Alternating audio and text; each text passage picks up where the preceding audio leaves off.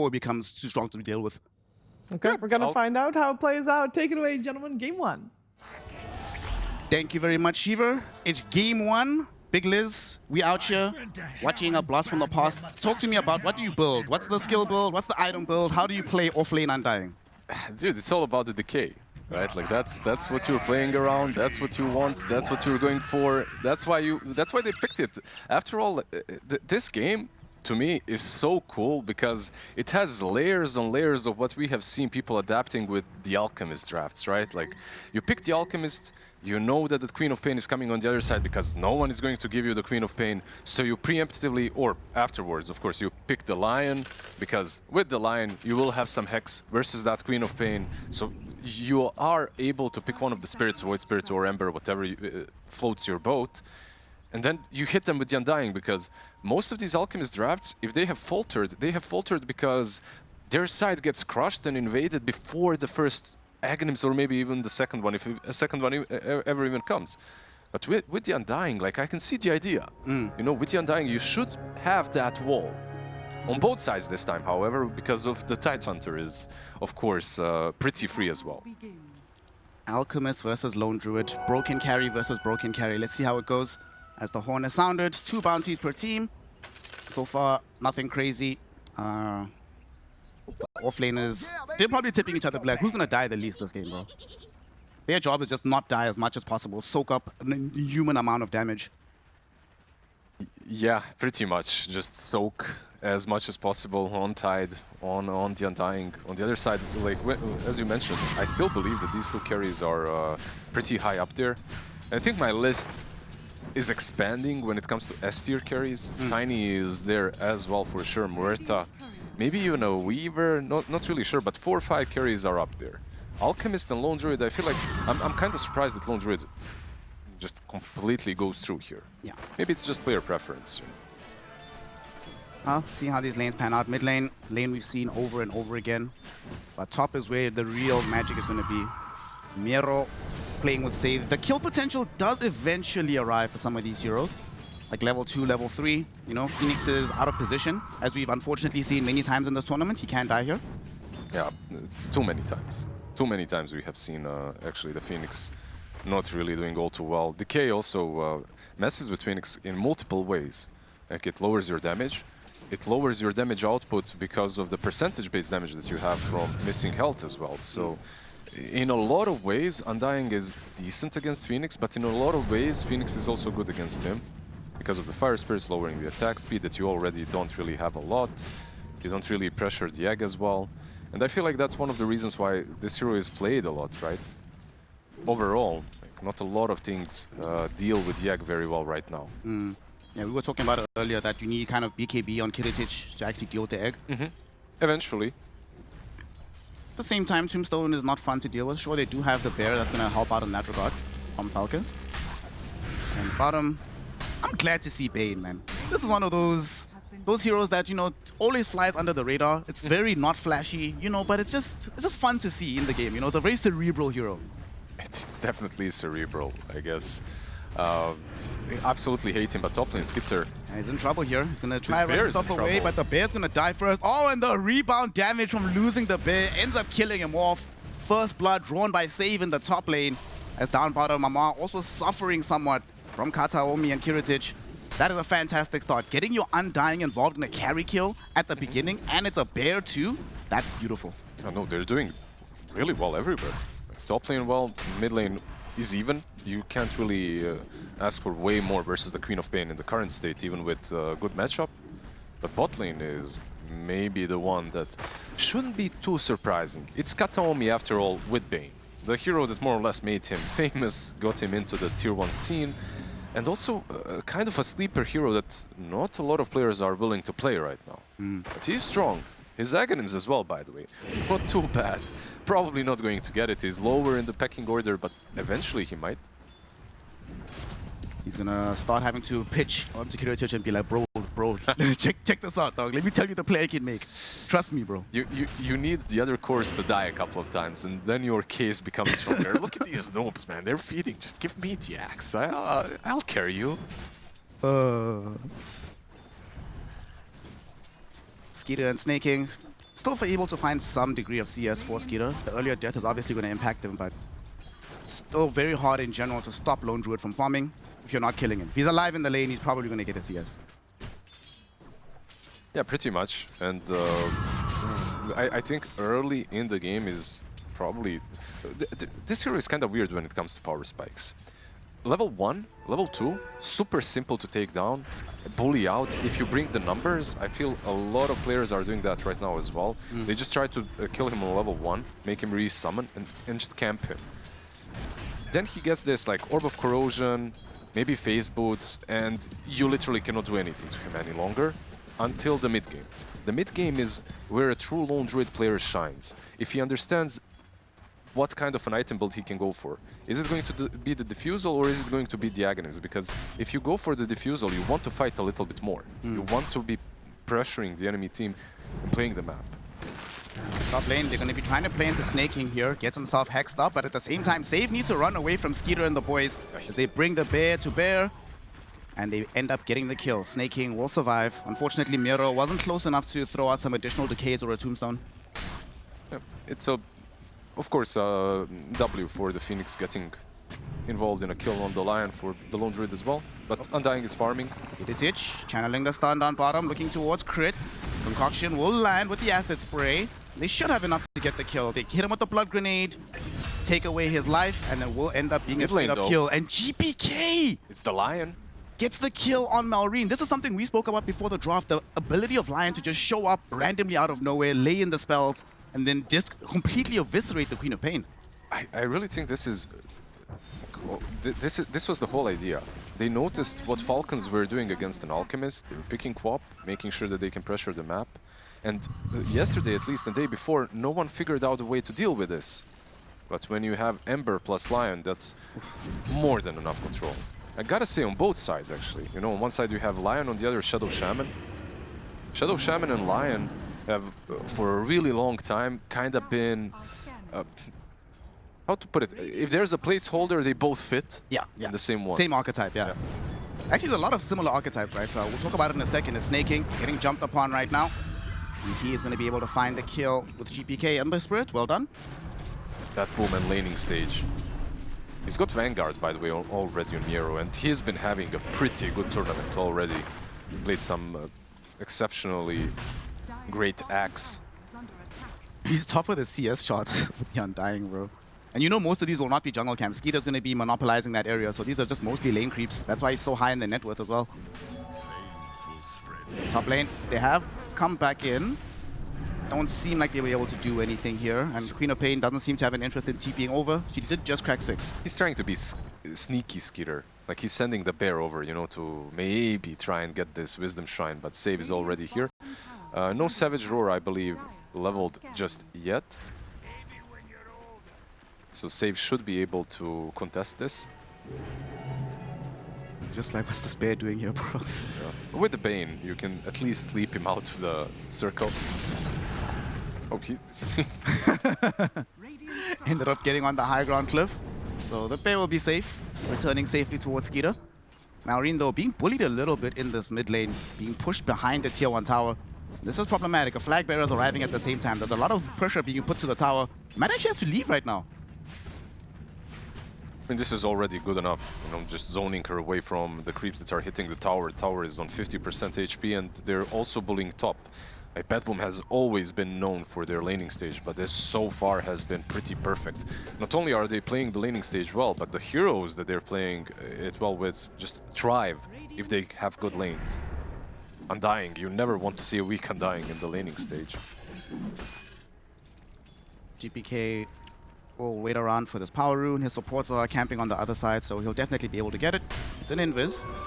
And with the supports being here, they might want to try to pressure the tower yet again. They're actually going to just trigger the invis straight up, go hunt somebody. Malrine, Kataomi almost saw him. Unfortunately, not able to get the full connection there. Yeah, they know about the stacks, and Undying is actually chilling.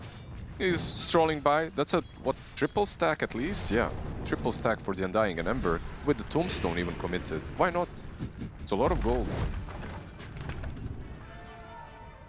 On the bright side for Falcons, on the other side of the map, because Kiritich, as we saw a couple seconds ago, is pretty much just stuck farming the wells area, Tidehunter's been getting pretty much free farm. So Amar is definitely going to have a game. Yeah, very symmetrical playstyle so far, right? Like both offlaners are having a really good time.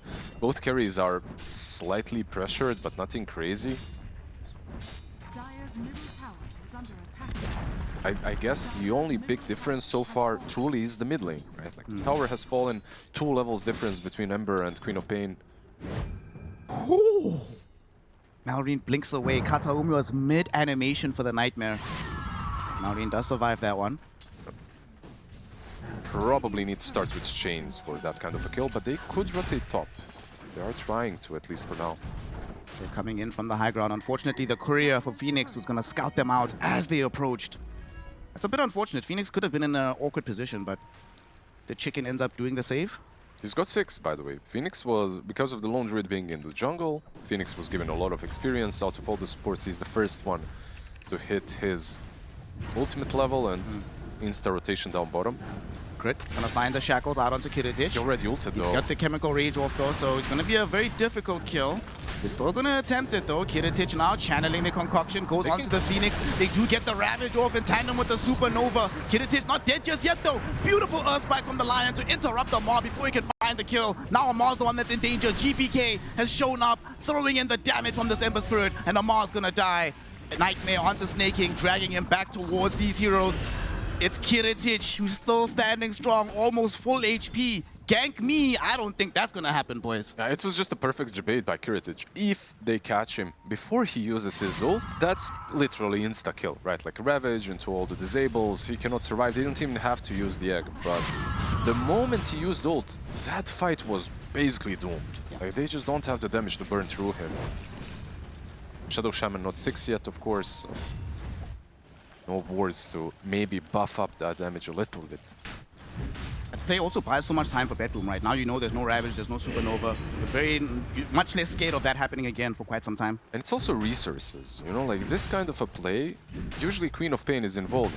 But why is she not involved? Not only because she's a bit lower in the levels, but because if you look at her on the top side even, she's always below 50% mana, right? Like she just never has enough to reliantly TP in, blink in, use ult, use all her skill sets. So just for now, she's been pressured so much that you're not really feeling the Queen of Pain. 11 minutes in, of course. It's still very early. Uh-oh, Skeeter. Skeeter's in trouble. He's being hunted right now. GPK is right on top of him. Well, Bedboo might not be feeling the impact of the Queen of Pain, but Falcons is definitely feeling this Ember. GPK is popping the hell off right now. Snake King will at least be able to get through the Twin Gate. So he's going to end up living. But they'll claim the kill on Skeeter. Additionally, a tier 1 tower as a further reward. And Bedboom early game, they cooking. Yeah, they're absolutely cooking. And that's all pre-level 6 on Bane, by the way. Once you get that grip, you get an extra... just an extra way of catching the Quap, right? Like, and that's really what matters right now. Minute 12, DD. Do you still go the Aether Lens build on Bane? I'm not really sure. Let's see. Like, you definitely need the range, and he is queuing it up, so he will be going for the Aether Lens. Aether Lens, Glimmer, these kind of items are always normal on him. Some Blink, perhaps, as well, plus Aghanims eventually if the game goes well for you. BKB. And we're gonna have a skirmish down bottom. GPK is headed over here. Amar is the one in front right now, but he realizes that something is awry. Okay, so there's a problem that I'm seeing here. I completely agreed with the panel that we have 2 walls, right? On one side Tidehunter, on the other Undying. The difference, however, is one wall can pressure you and the other one is just standing there. Tidehunter right now, as an alchemist, you should have been forced out of this lane a long time ago in a perfect counter-alchemist game. But Kiritich is just absolutely chilling down bottom. He's got Radiance almost, minute 13. Not too far away from it. He's done a good job keeping this tower alive for a really long time. Kiritich gonna start channeling a concoction. Throwing out the stun. Amar, is he gonna get away from this? No. He gets caught. Undying is here, so is the Bane. But worst of all, Ember Spirit is on the way. Amar does have the Ravage if he wants to use it. But where's the follow-up damage? Amar, he is losing his life. They're coming in with everybody. Queen of Pain has finally arrived. Ravage on top of the Sonic Wave. They bring down the Bane, but it's still not enough. Concoction gets thrown out onto 2. They're gonna focus the egg. Can they bring it down in time? Yes. Miro able to get the connection. No Supernova available. So now 3 ultimates expended for the side of Falcons, but they're still losing the fight. Hex out onto the Queen of Pain. She wants to proceed further, but she could get stunned here. Is she gonna get away in time? She does. Self-stun onto Kiritic will put an end to the skirmish. This ended much better for Falcons than how it looked like and seemed to me, at least at the beginning. Nice Ravage, Queen of Pain, just in the nick of time to use her ult. Even Lone Druid coming in a little bit too late. So overall, it's a trade, right? Like, you traded Ravage and Egg. You got a kill on both sides. I think if you are Falcons, considering the way that this game has been going, this is a W. Unfortunately, Kiritic didn't die, so he does get to finish off his Radiance. So now we begin the journey for him into Aghanim Scepter. We still don't have the full Mjolnir from Skeeter, so it's going to take some time before he begins his journey to the Ags. Okay, so he's not going for the Diffusal build. He's doing the Mjolnir build, the standard one at the moment. You know, when the tournament started, besides Ghost, every other Lone Druid was doing exactly this build. And I feel like it's a good build, but it's way more passive than with the Diffusal. In my games and in most games that I watched and seen, like, the Diffusal Lone Druid is just so damn oppressive. If you have a good lane, which arguably, and he did have a decent lane, but it's not a lane where he bullied someone out like Ghost did. Oh, GPK, the big bad bully, he's back into his old ways, able to get the kill onto Crit. An additional stack on the finger for save. Bane is here as well. They get the Nightmare out onto the bed. There's no Supernova available here. GPK coming back in, looking towards Malrine. They get him with the Searing Chains. He pushes them back with the Sonic Wave, so that'll keep him alive for now. And they turn around onto Kataomi. Bear able to swipe through on the Bane. 2-for-1 exchange thus far. And Falcons take advantage of Bedboom, perhaps diving a bit too deep to find these kills. They did.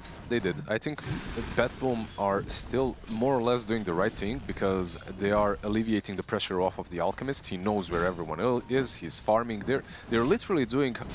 I still think they're playing like the perfect Alchemist game, where you're just buying him as much space as possible. They did feed some kills, but they did this play because there was no Ravage and no Egg. Right? They knew those spells were on cooldown. GPK might want to put pressure onto Amar here. Ravage is back off cooldown, but Kataomi also has the Fiend's Grip. The Nightmare sleepwalk him onto the high ground, very far from home. Nero is here as well on the Undying. Will pop the Flesh Golem. Amar getting healed up by Snake King with the Sunray. They want to slowly but surely chase him down, but they don't want to overextend because they know how devastating the Ravage could be.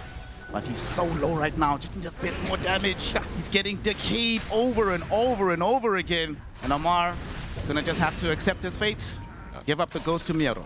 That's not a wall, that's a mountain right there that you have to take down. It's absolutely insane how tanky this hero is with just the Vlads. It's because of the amount of heal that you get from every time you use Anchor Smash, right? Of course, everything else, all his other spells as well coming into play. I'm surprised they just let him die the way they did, because they did have all the ultis and the tier 2 was just there. So maybe there was a play. Okay, they're making a play down bottom. We do see a Fiend's Grip out onto Malrine. At the same time, Crit finding the kill onto save. Forced to commit the Serpent Wards for that though. GPK thinking about it. He's not certain. He's thinking about it. But Kataomi probably is like, bro, I already used Grip. Let's not do this. Look, they're 800 gold away from the first Aghanims. I feel like right now for Bedboom, this is probably the worst timing to fight. If they're just a little bit patient, they will have the Aghanims most likely on the Ember. The Aghanims on the Undying is also really good, don't get me wrong. But I think it makes the most impact giving it to Ember this early on. Speaking of Ember, what do you make of his build for going the Mage Slayer, which we've often seen in the tournament? Yeah, very interesting, right? Like going for the Spirit Vessel instead. Like this is the build from the last patch. Is someone else doing it? No, I mean, no one can really buy Mage Slayer on their side besides the Ember. So interesting, because I really think Mage Slayer in this kind of a game was still pretty good. I guess what he did gain with this is a little bit more pressure. Right? Like they were able to not only mitigate the damage, but deal more of it early on. He is going to be now pressuring the bottom tower with the help of save. Tidehunter has Ravage still. Snake King does have the Supernova. X Undying, baby. Oh, was he the first one to get it? The Undying, yeah. Yeah, baby. This makes me think he's going to buy another one pretty quickly, but let's see. He doesn't have it queued up. Piricic is giving it to the Undying, so now we have the Super Decay. I mean, that'll make it a lot easier to kill Tidehunter, right? It's not going to take as long the next time around, hopefully. It's going to make everything a lot easier, right? Like you get so much damage out of it. You can bring everyone pretty low. It's a pretty damn good Aghanim Scepter. There's a reason this hero was played offlane for quite some time, and he was always rushing the Aghs. Well, Shadow Shaman gonna break the smoke, protect Malrine. What can you do? Yep, he already has a blink, but didn't manage to get away this time. Quick Sonic Wave. Do you feel what I feel, that Falcons are just like delaying the game and playing the long con, but you're doing it into an Alchemist with a multitude of heroes that want to get that Aghanim Scepter as well. So yeah. It's the Lone Druid effect, right? Like they're just waiting for his Aghanims as well. I mean, they probably want the double Aghs on Lone Druid and the Queen of Pain before they start making big moves. They're actually getting 3, and MOUZ also getting the Aghs. Wait, which team is playing Alchemist, bro?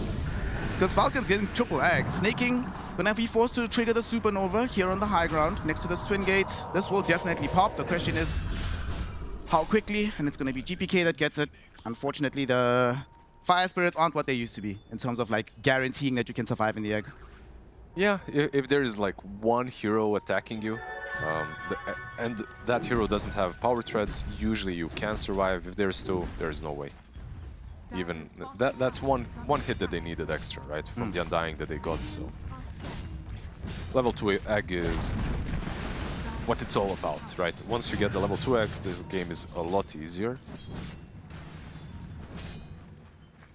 1,000 gold away from the Lone Druid eggs, 1,000 gold away from Queen of Pain eggs, and completed eggs on the Tidehunter. So Falcons are very close to hitting this massive spike. At the time, if they can farm fast enough on Snaking, they might even have the Orchid on the Phoenix ready to go for the next big clash. Gets the shard. Just a pretty solid shard, right? Like, you always want to have it online. Oh, Kiritic blinking up. Kataomi had the Nightmare out onto the Phoenix. Good God, that decay. Oh. That's a lot of damage.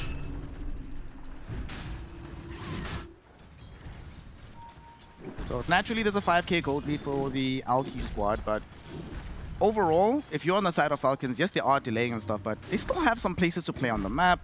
The power spikes are coming soon. Like, what do you think the next 5 minutes looks like for them? Kiritic, hexed up, gonna get caught in the war trap. This could make the next 5 minutes amazing. Unfortunately, he has allies behind him. They get the unstable concoction out onto crit. He is gonna die, and they might be able to bring down the bear and the real Lone Druid. Skeeter forced to pop the Savage Roar just to get rid of the Fiend's grip. The bear, though, has no such option. It will definitely die. He's chasing. Kiritic wants to chase after Skeeter. He really wants this kill. Concoction being channeled up right now. Skeeter has no way out of this. He throws it through. He's gonna Savage Roar on himself. Save. Does he have Blink Daggers coming back in 3 seconds? Skeeter's gonna try his best. Kiritic blinks first. Even puts the static charge on himself, hoping to delay proceedings. But eventually, Kiritic will find the kill. Skeeter dead yet again. Yeah, they were setting up a trap and thinking that they can trap the Alchemist, but it was actually the other way around. There's a tier 1 tower after all here, so that play was maybe a little bit reckless from Falcons. Just they played around top, waited for someone to go there after the Tormentor, Invis Rune as well on the mid lane. I feel like they're getting so much done on the map on the side of Batboom, and they're not even taking like any big towers, any big objectives. Roche is a good start. Do you think this Queen of Pain needs BKB instead of going headlong for the Bloodstone? I mean, going BKB this game is kind of rough. You are playing into a Bane as well, right? So that grip can be a problem. But you're also playing into Lion, though. Yeah, I'm not saying it's bad. It's just that one of those items that you might forgo because there is something against it that is good. So perhaps Linken's then to try and block the instant initiation? Maybe you can buy it after the Bloodstone. Egg. Supernova popped off. Kiritic gonna get himself shackled so he can't hit the egg. So this will go off, stunning only the Alchemist. So the rest of his team can still re-engage. GPK jumps in, looking towards crit, and to be able to burn him down with the Flame Guard. Amar and the boys trying to run, but the Hex already out onto Malrine. Earthspike to follow it up. GPK doesn't even need to do too much because Save just zaps him with the finger. And Malrine is down for the count. Look where Miro is, on the other side of the tier 2 tower, solo zoning the rest of Falcons. Now, this is basically what you literally just talked about, right? Like, you have this Lion that is very oppressive for a hero like Queen of Pain, something that we noticed in the draft. They kind of tried itemizing the same on the other side. It's not only the Shadow, I mean, drafting and itemizing. It's not only the Shadow Shaman with the Blink. Phoenix has an Orchid. It's an item. Look, Phoenix is a kind of a hero that you can buy anything on. But it's an item when you see it on him, you might think that the draft has some issues, right? Why is my Phoenix buying an Orchid? Because you need to get the kill off onto the Ember, onto the Alchemist, right? Before they use their ultis to escape. And it's not that easy for Falcons right now. Falcons, at the very least, they will have some respite. They're not moving into the mid tier 2, but Alchemist is already pressuring top. They should be taken down quite quickly. And that's going to also force Skeeter back into the base. There's less areas of the map that are safe for this Lone Druid to farm. Yeah, this is one of those Lone Druid games where he's been pretty much stuck with his bear the whole time. Why? Because he didn't have the Aghanims. Now he does have it. Minute 24. To me, it feels like it's a little bit late, but let's see. The rat begins. Well, if there's one team in the world you can trust to be able to rat out for as long as humanly possible, Falcons is definitely one of them. Skeeter's bear was shown middle, and everybody ports in, wanting to make sure that they maintain this tier 1 tower for as long as possible, keep the map control. They were actually smoked up as Falcons. I think they were maybe anticipating that only 1 or 2 heroes would show up, but with the entire complement, then you just definitely back off. I really like the itemizations, by the way, on Bad Boom. It's specifically from Alchemist now and from the Undying. Alchemist is going for AC next into another Axe. Why is he going for AC? When you look at this draft, their objective taking is really bad. Like, they just have to go run at you and get kills, and maybe after they convert into towers. But with the AC, that of course becomes a lot easier. And then an Aghanims perhaps for Undying again.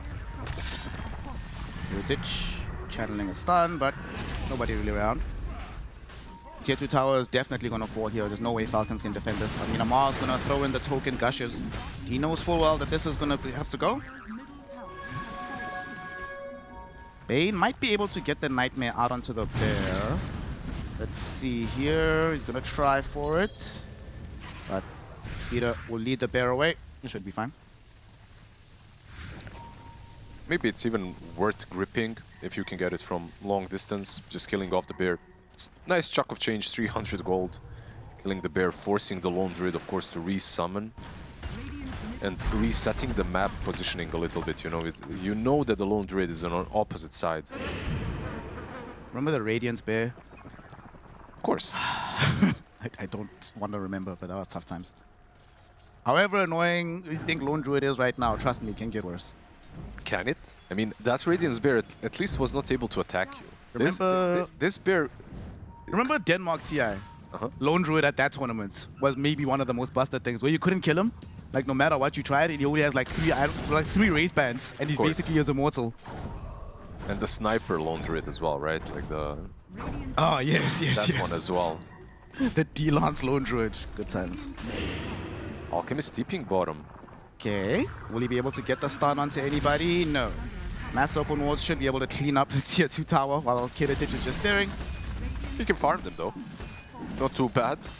You know, a lot of gold for a good old Alchemist.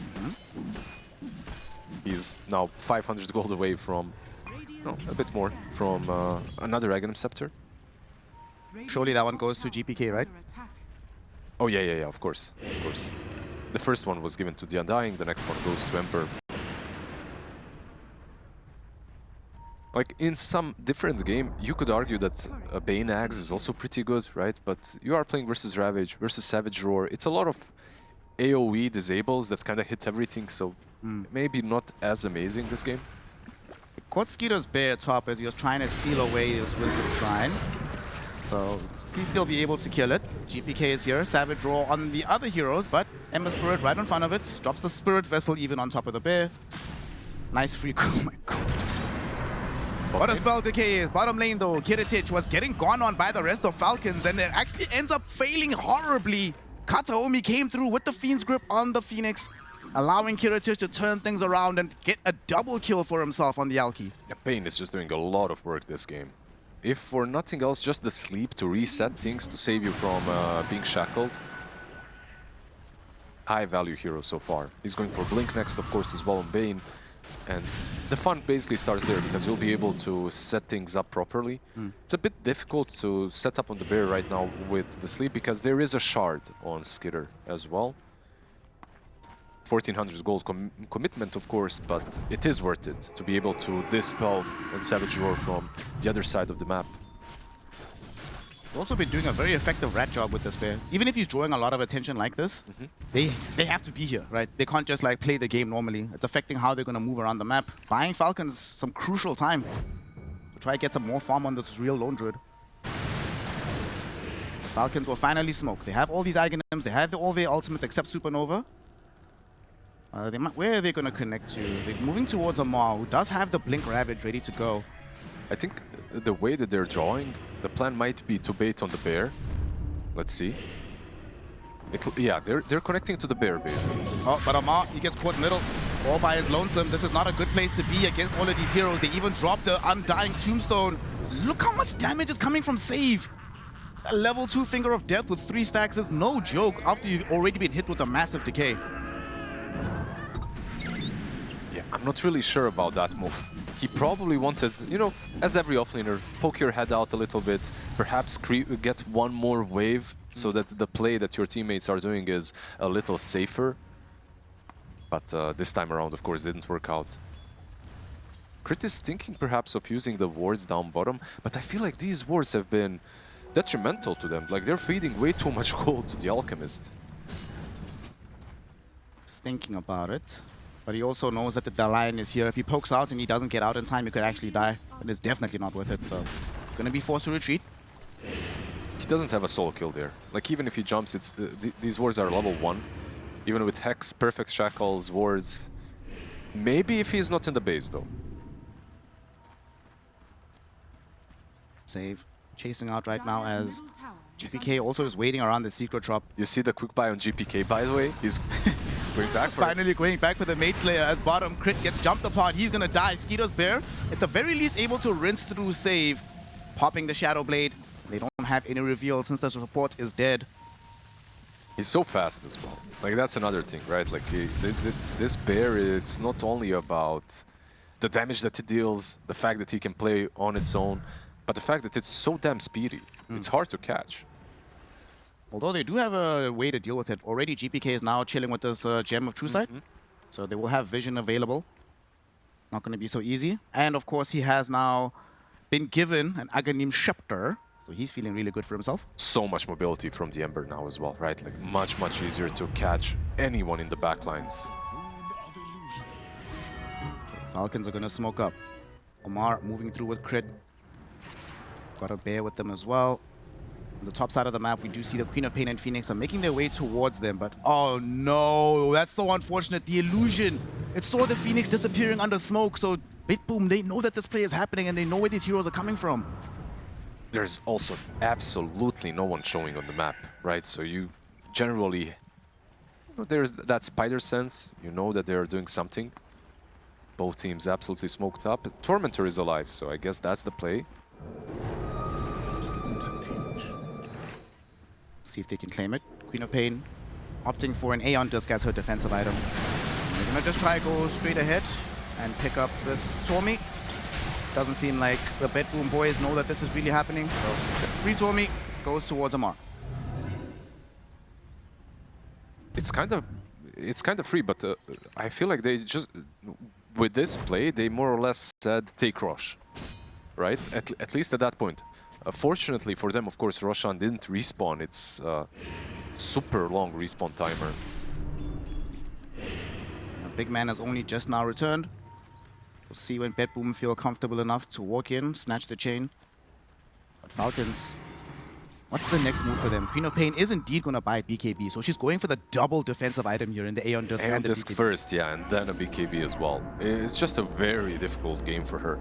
If Malrine just doesn't really, he's forced into all of these items. Doesn't really have many options.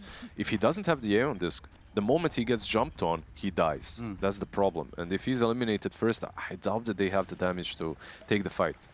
And bot lane? Virtus channeling the concoction, wants to go onto the bear. They will be able to connect with it. Savage Roar will be there, but the earth spike from the high ground ensures that they get the full control. And this bear should go down. Even the finger. For good measure. Some free gold, nice. You get stacks from that now, right? Because it's a creep hero. I believe so, because he had 3 beforehand, so he has 4 now, yeah, so definitely did. I mean, worth. Hashtag worth.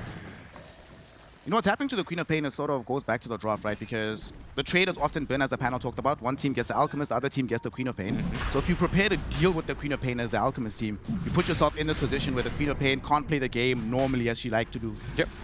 Yesterday, we didn't really see this scenario because it was kind of innovative. The team that picked Queen did get away with her most of the time. She even had the most impact in all of our games. But yeah, today, obviously, that boom coming in super well prepared.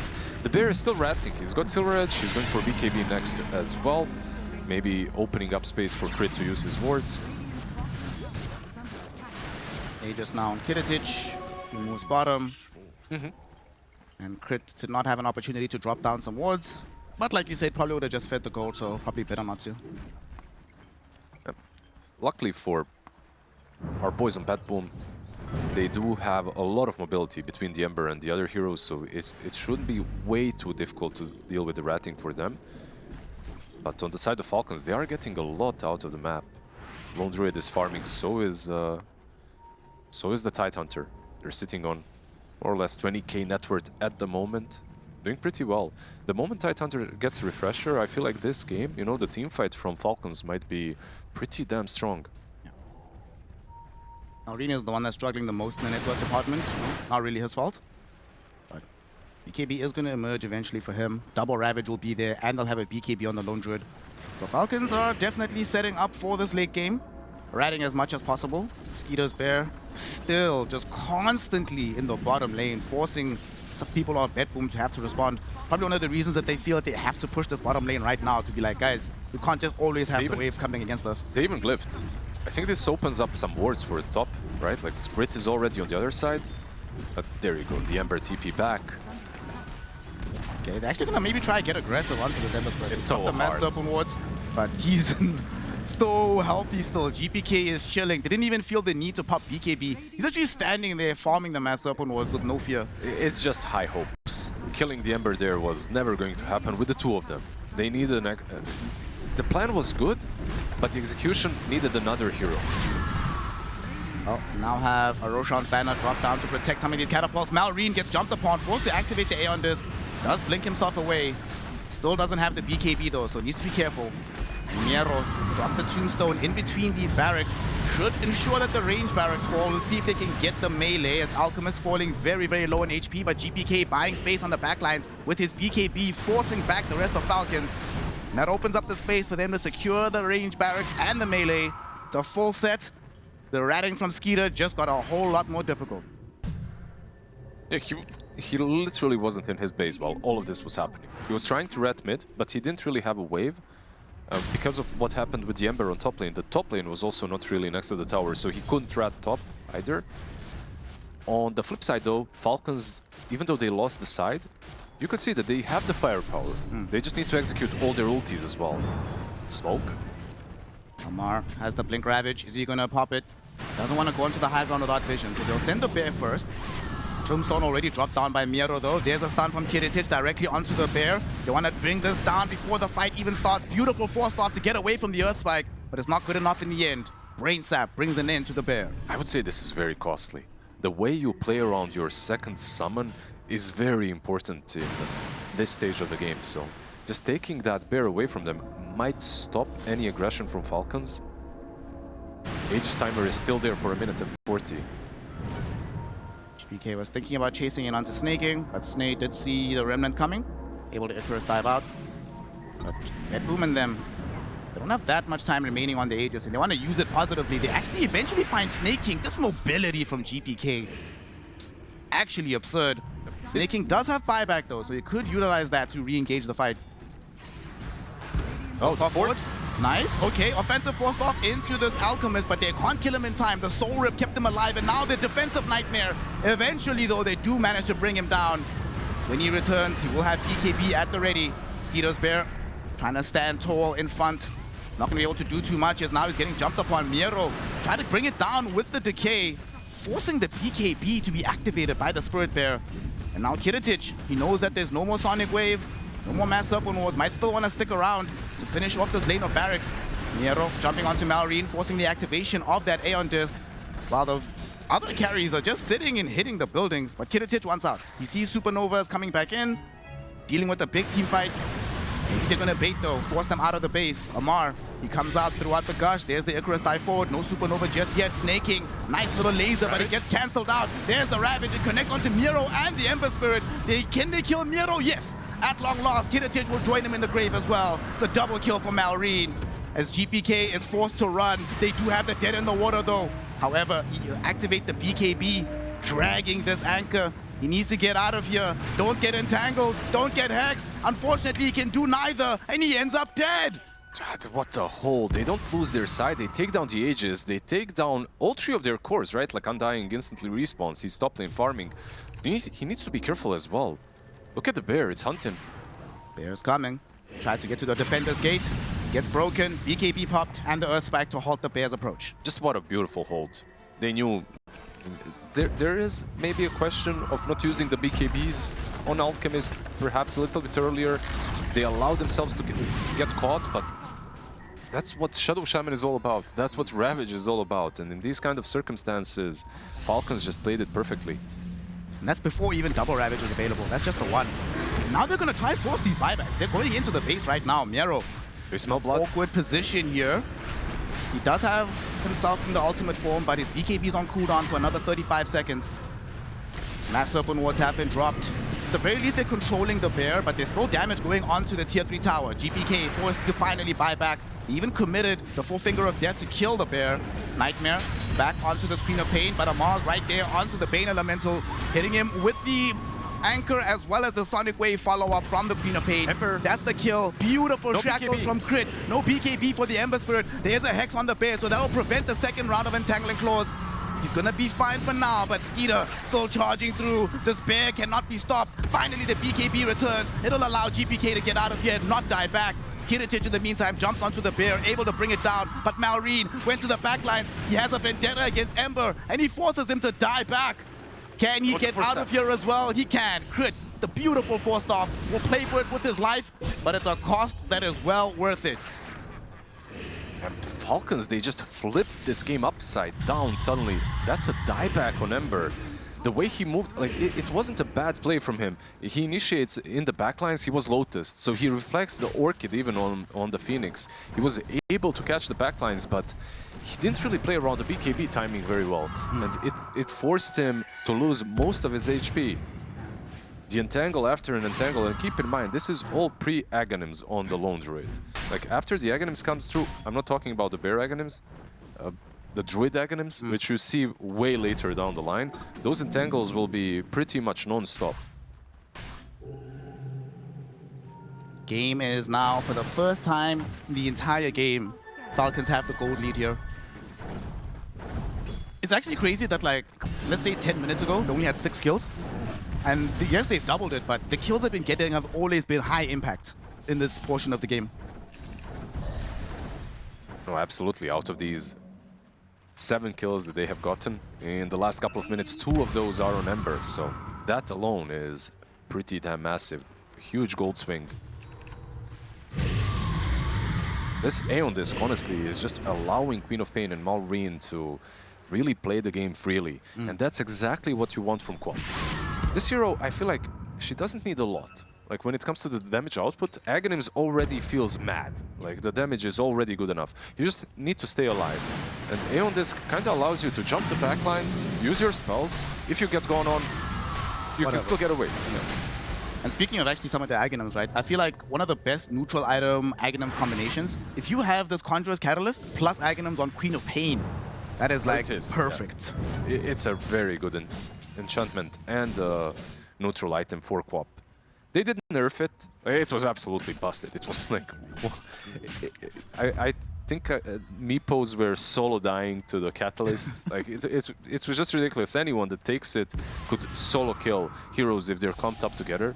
But right now, of course, it did get nerfed a little bit. It's still pretty good on certain heroes. Even affords Falcons a 66% win probability. Hit this middle. They jump in with Miro, big Shivas, but everybody just blinks away. When was the last time like the real Skeeter was not in like these corners of the map, bro? He's going to stay here forever. I don't like. There is no reason for him to actually ever leave. He's not only farming, he's healing the bear as well, right? Because of Spirit Link. Yeah. Ooh, my goodness, look at the damage being thrown out onto the Lion. Does get Nightmare away, but it's not enough. Does end up dead. Shadow Shaman will follow him too. 1-for-1 trade at this juncture. GPK jumping in and out. Somebody needs to collect this gem that's just sitting on the ground. Bear is coming. Bear is now coming. There's a buyback from the Shadow Shaman. They're going directly onto Miro. Sonic Wave was there as well. He's still alive for now. Drops a tombstone, but he's taking too much damage. He's going to end up ticking out here. There's a Ravage too to cancel the TP out from the Bale Elemental. So both of those heroes end up going down, two of whom don't have buyback. There was a difference between Lion and Shadow Shaman, right? Like Lion does not have buyback. He used it in the last fight. Same for Bane. Bane, yeah, 2.5 minutes left without him. Of course, 30 seconds respawn time. He should be there. But damn, did Falcons buy their time perfectly. Now they do not have all their ultis to just freely push. But when you're playing only against two heroes, this is at least a side. Man, that hold that they had in the mid lane, if that hold doesn't go through, right, the game could have ended like 3 minutes later. But oh, absolutely. That hold just absolutely turned the game. Top lane taken away completely. Tier 3 tower also being assaulted middle. The supports will return as this goes down, so Falcons will have to be content with this. Kiritich will still throw the unstable concoction. But Skeeter doesn't care. Doesn't give a damn. Melee barracks, thank you very much. Now let's get out of here. Yeah. Flares Bota as well on the Spirit Bear. Blood Torn, just way too much attack speed, way too much damage. Two sides up. They're gonna go look towards the big man. Also, the Spirit Bear did pick up a Bloodthorn at the very end, which is very scary for this Ember Spirit, given that his BKB is now at a very short duration. Yep, the 7 seconds, right? Like at least. X, Kataomi gets caught. There's no way out of this one. He's dead. No buyback available for him. Miro still wants to maybe fight this one, dropping a tombstone. Kiritich already starting to back off a little bit. Miro, he can get chain disabled in this position. It's very hard for him. Malrine jumps onto the high ground. They can't target him. He gets off the Sonic Wave, hurting Kiritich heavily. And now Kiritich turning his attention towards the bear, but he realizes he needs to TP out. But no, Intaction Claws deny the opportunity. No big Ravage as well from Amar on the back end of the fight. In fact, it's over. GG. The fight's over. The game is over. Falcons with the comeback, the steal of the century. Am I watching Money in the Bank with Edge? Probably not. But it's Falcons come through with the comeback. I mean, it could be some epic fights in this one then. So that is going to be something cool to look forward to. Let's see what's going to happen. Game number 2 with Snare and Lizard. Thank you very much, Shiver. Yes, indeed, we're going into game 2. And I have some concerns here, Lizard, right? I'm looking at this draft from Falcons. They are undefeated when they play this Lone Druid. Undefeated on their Queen of Pain. Undefeated on the Rubik. But the main problem I have, the damage reduction between Fade Bolt and Atrophy Aura. How do you kill any of these people? Yeah, you've got a lot of it, and your points are very fair. I feel like when I'm looking at Bedbone draft as well, I'm looking at draft from the first game in a better version, you know, in a version that isn't really as strong. But they do have some strengths, right? Like, let's see how they will execute with them. They have played the Miro Dawnbreaker already. He did quite well. He had a game without any deaths, 4-0-10. He does rush the Aghanims actually on the Dawnbreaker, which is interesting. At least he did in that game with the, a quick armlet into the Aghs. We'll see if that's going to be the build. What do they get with the Dawn? Well, they get an offlane that can kind of lane in the lane where Bear is pushing in all the time. And then just rejoin with the ulti, which perhaps could be an idea. But when it comes to mid lane, I feel like Void Spirit versus Quap is not as great as the Ember Spirit that they had in game number 1. Yeah. Aghanims is good, of course. It's another very good Aghanims receiver, but overall, I'm a little bit worried that Maureen could have an actual game this time around. Yeah, he was pretty much denied playing Dota for like 30 minutes in game 1. What happens if he doesn't get crushed in lane? GPK will be able to pick up the bounty rune. The panel was saying that he's the one that needs to pop off the most in this game. So given that he's probably going to be getting the Aghanim Scepter from the Alki, what do you think the build is going to be for him? Well, let's see. Like just Aghanims early on, maybe a Bloodstone on him as well, just like everyone else is doing right now on every single Spirit mid lane. I wouldn't be surprised, honestly, to see that. I think it's really good. One thing that comes to my mind, though, from this Hoodwink and Dawnbreaker, this is a strong lane. Like, they are playing into Enchantress and Lone Druid, but if they manage to just ignore the Ench and go on the Bear constantly, like, you have a lot of reach and a lot of damage versus the Druid himself. So there is some kill potential between those two. See how it all pans out. We are going to get started with our laning phase here. GPK, a lot of pressure available for him. But even for Miro, right? Miro's not really allowed to have a super bad lane. He needs to be able to participate in the game meaningfully. He needs some good levels.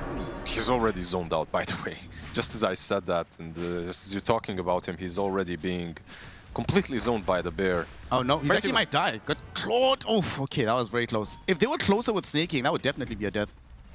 Yeah, I feel like for this lane to work the way that I envisioned, they need to get a level 2 fast enough, perhaps even level 3.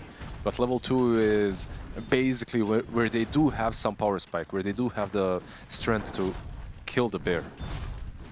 Or the druid. The bear might be a little bit too tanky for them. Snaking is not going to be going for our new favorite 4-4-0 build. It's going to be prioritizing these heals. Yeah, for the best. There's just so much damage coming out of these two. Going for a 4-4-0 build is... especially versus a Hoodwink, where you can actually miss her as well. The chance is quite high, so using Impetus against her is probably not the best this early on. Save. Getting slowed down by the enchant here, but very nice bushwhack to hold back the bear and snake.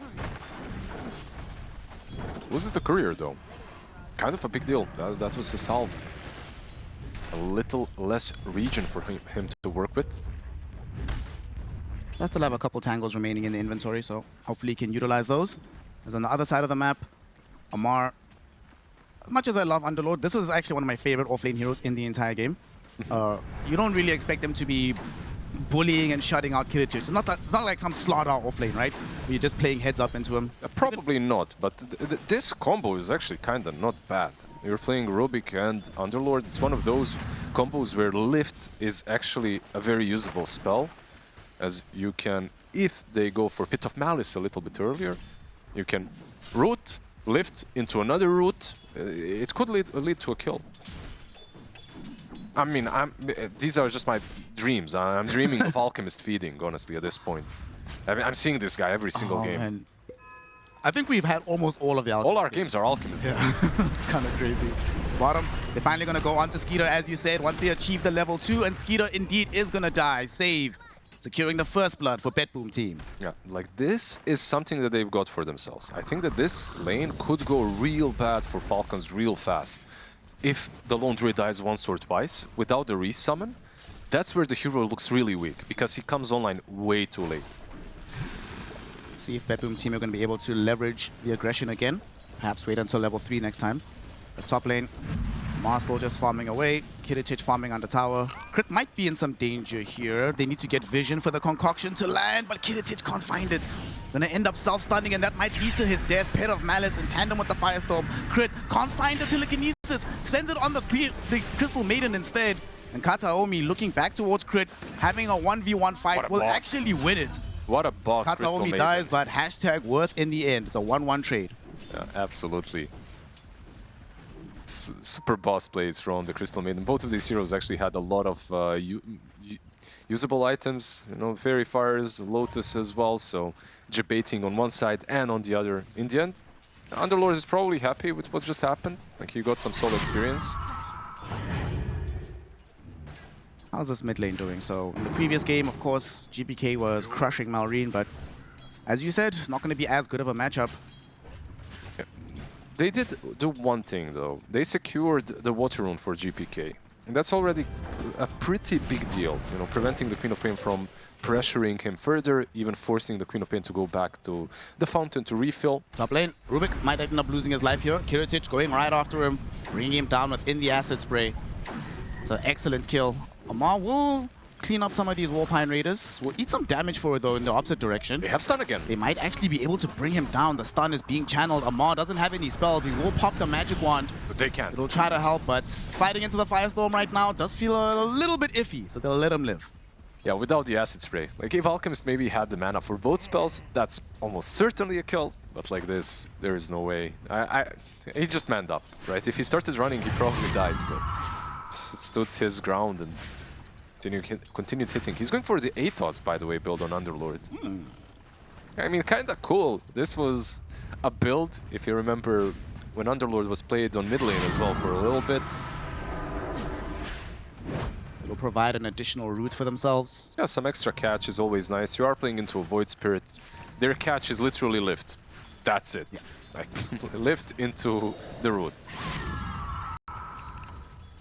One of the differences we see from the previous game is that now it's Falcons who are bringing multiple heroes mid to assist their laner. I don't think GPK will die just yet in this position, but it does mean that he's not going to be able to just rely on, say, a random bushwhack to chain into the kill on the Queen of Pain. Yeah, one thing as well when it comes to this draft of Falcons, if they played the same way that they played in game number 1, their teamfight isn't really as strong. It's decent, but it's nowhere nearly as strong as a Ravage plus Supernova. This time around, you've got some roots. Maybe if Rubik steals a good spell, of course, Crystal Maiden's ulti is a nice spell to steal, but that's pretty much it. Kiritich now back in the jungle, farming around there, chilling. And I want to see what Miro is going to be building into in this game on the Stormbreaker. Yep. These previous builds were Armament into Axe. I still see from most of the offlaners, there's like 2 paths, right? Like you have the selfish path where you're going literally for right-click damage with the Harpoon, Dazzle and stuff. And there's a different path where you are literally playing for the team and you're still buying an Aghanims early on. The Aghanims could be given to him, but I sincerely doubt that the first Aghanims will ever go to him. In the meantime, though, his lane counterpart, despite being the one that tanked the first blood, still doing very well in the farm department. Just lone druid things.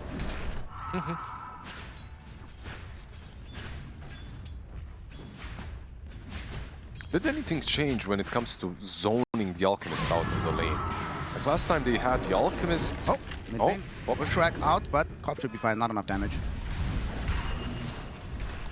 What you're saying? Yeah, they just had the Alchemist defending the tier 1 tower for the longest time, right? And I'm trying to figure out what kind of a rotation could switch things and change things. I feel like it's more or less the same. You do have some percentage-based damage from Underlord this time around, so might pressure a little bit better. And I guess in the previous game, with how well GPK was doing, he was able to rotate more, and now GPK, rotation comes towards him. Both supports are there. And they will ensure he gets the kill. Amplified damage, making sure the Queen of Pain falls. They're securing the runes a bit better on Bad Boom. I have to say they've been doing a really good job ever since the water runes. Like the water rune, the 6-minute rune, now the 8-minute rune as well. GPK will expend some of that amplified damage, dealing with some creeps. In the meantime, the supports were moving top. Maybe hoping to find Amar, but he's already vacated the area. He comes back, he sees GPK. So that passage of play is over. Dire's bottom tower is under attack.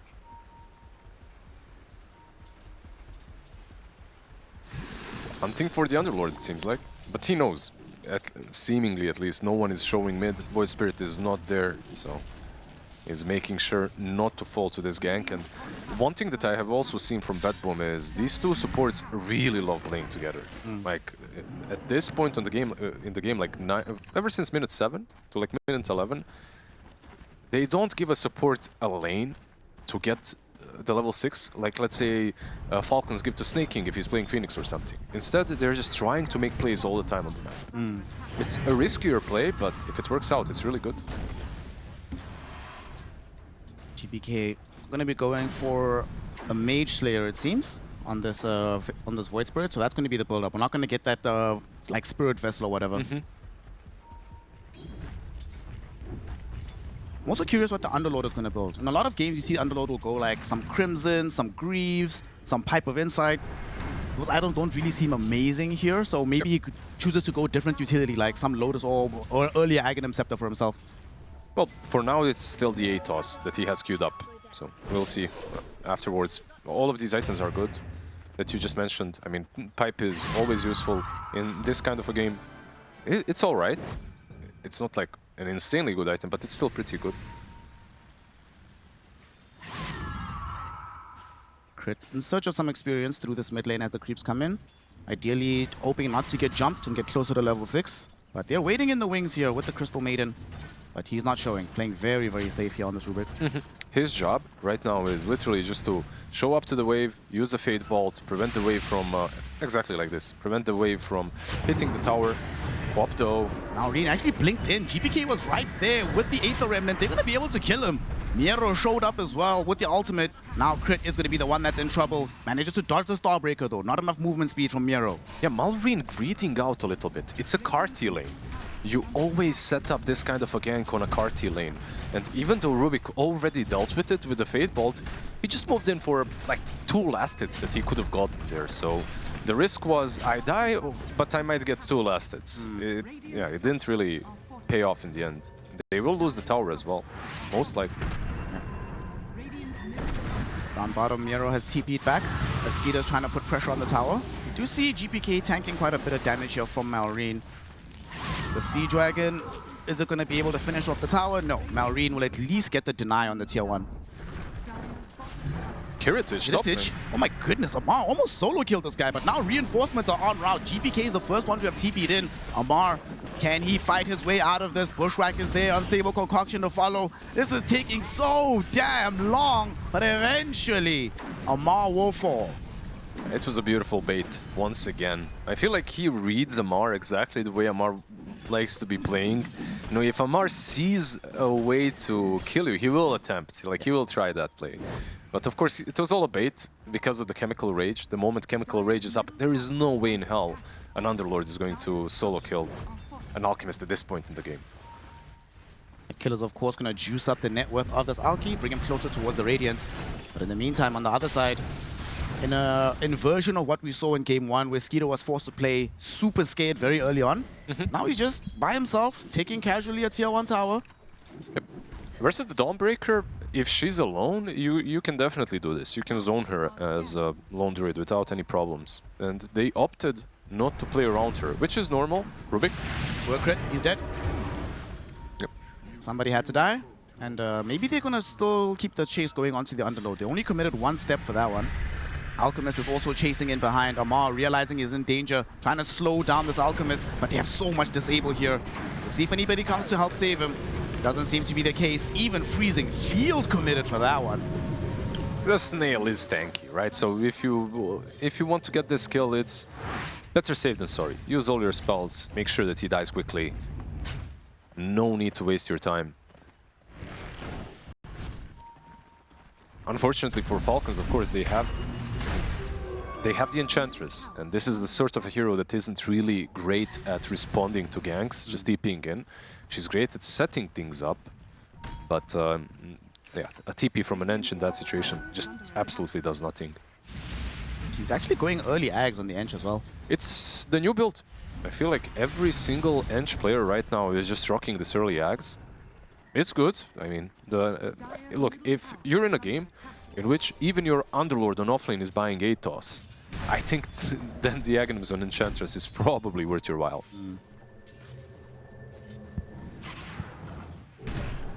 Miero will be able to collect the Shrine of Wisdom. Not going to get stolen away. Top actually might play aggressively into Amar. The stun. He's going to self-stun both of them. Hoodwink. Couldn't get the proper range. Hoodwink here, but couldn't find the angle for the Bushwhack either. That's so unfortunate. Could he not? I feel like he definitely could have. He was in range and everything. He just used the Acorn Shot all the way up there. Not sure why. Oh yeah, I can see the tree here, yeah. I thought maybe wasn't the Underlord like in this little alcove in the trees? He was out of vision, yeah. Maybe he expected him to be a bit up north or something, not sure. Mid lane. GPK, he's going to be dealing with the Underlord. The reveal of the Rod of Atos with the Sonic Wave as well ensures the kill onto the Void Spirit. Miro came in trying to save him, but might regret this. Gets caught with the Pit of Malice, trying to TP out, but there's absolutely no way that's allowed. Amar and the boys clean up 2 cores on the side of Bedboom team and will turn this into momentum. They're not actually going for the tier 1 tower. They're going to twin gate somewhere. They're going to go home, heal up, come back, and then take the tier 1. Just an Uber back home. A very quick reset for the teammates. A wholesome ulti from the Underlord in the end. Yeah, the Void Spirit is not going to have a good time now that the Atos has been completed.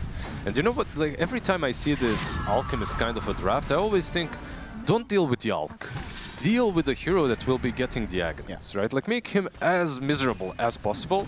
Kataomi, mid lane, also might be a bit miserable. He's trying to channel his ultimate to get out of here, but the Pit of Malice ends up killing him off regardless. Amar claims another kill. GPK can't connect onto anybody with the Aether Remnant.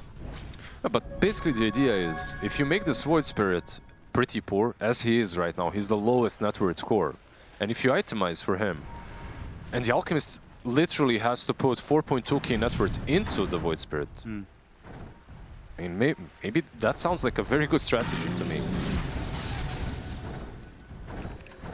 Especially if it's a hero that's under as much pressure as GPK is. You know, Void Spirits, of all the spirits, probably the most volatile one from the mid lane, right? Not allowed to make as many mistakes as you could in other ones. Yeah, absolutely. Top lane, Heritage. In danger here. Miro's gonna come try and save him. Solar Guardian will connect. No, that's the stolen Guardian. Oh no. You confused me a bit. I'm like looking at that. I know that he just used it, so it was still almost on the edge of the cooldown. And he was not getting kills, right?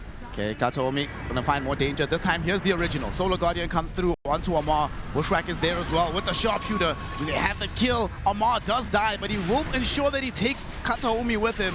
Miro now also in danger. He's still inside the Pit of Malice. He's trying to armlet toggle for all he's worth, but he dies during the Starbreaker animation. GPK realizes he has to retreat.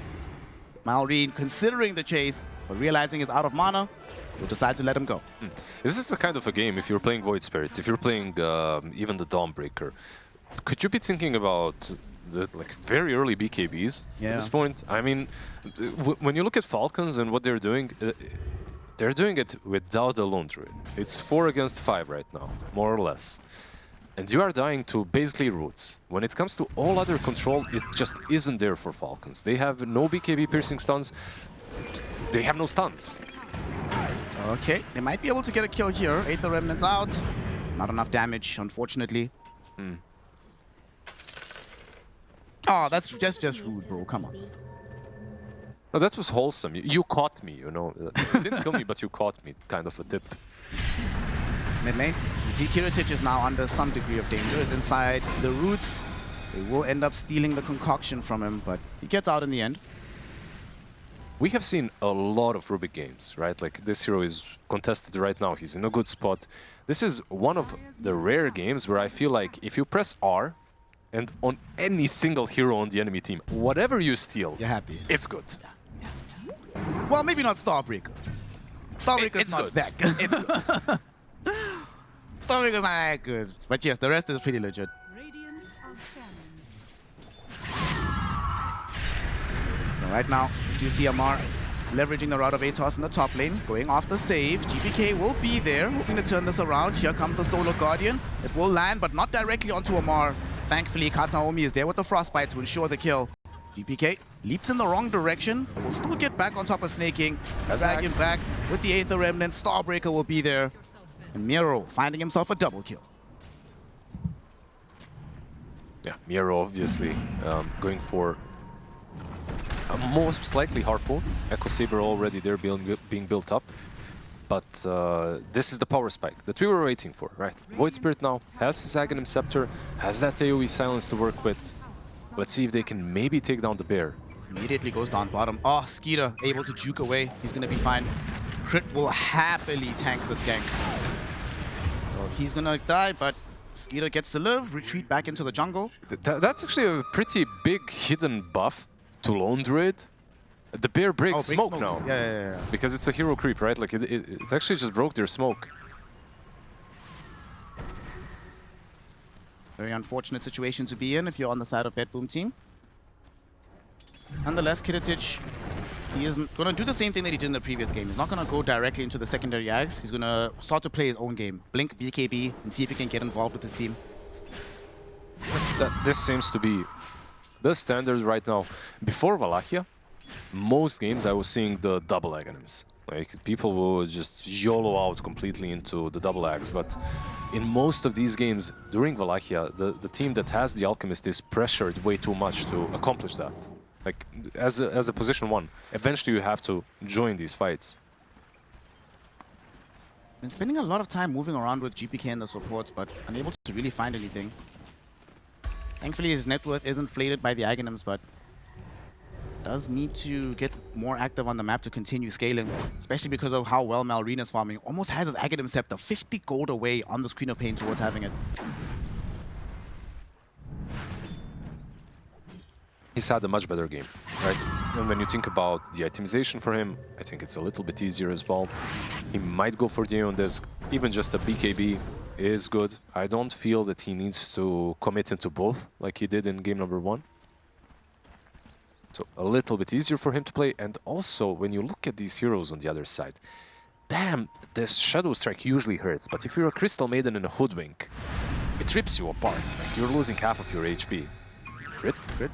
Is gonna go for the Stolen Starbreaker. Does get the stun, but Save is there with the Bushwhack, ensuring that they bring down Crit. Miro, though, struggling to stand his ground against this bear, but he will get some assistance from Kiritich. They kill the bear and will be able to claim the shrine.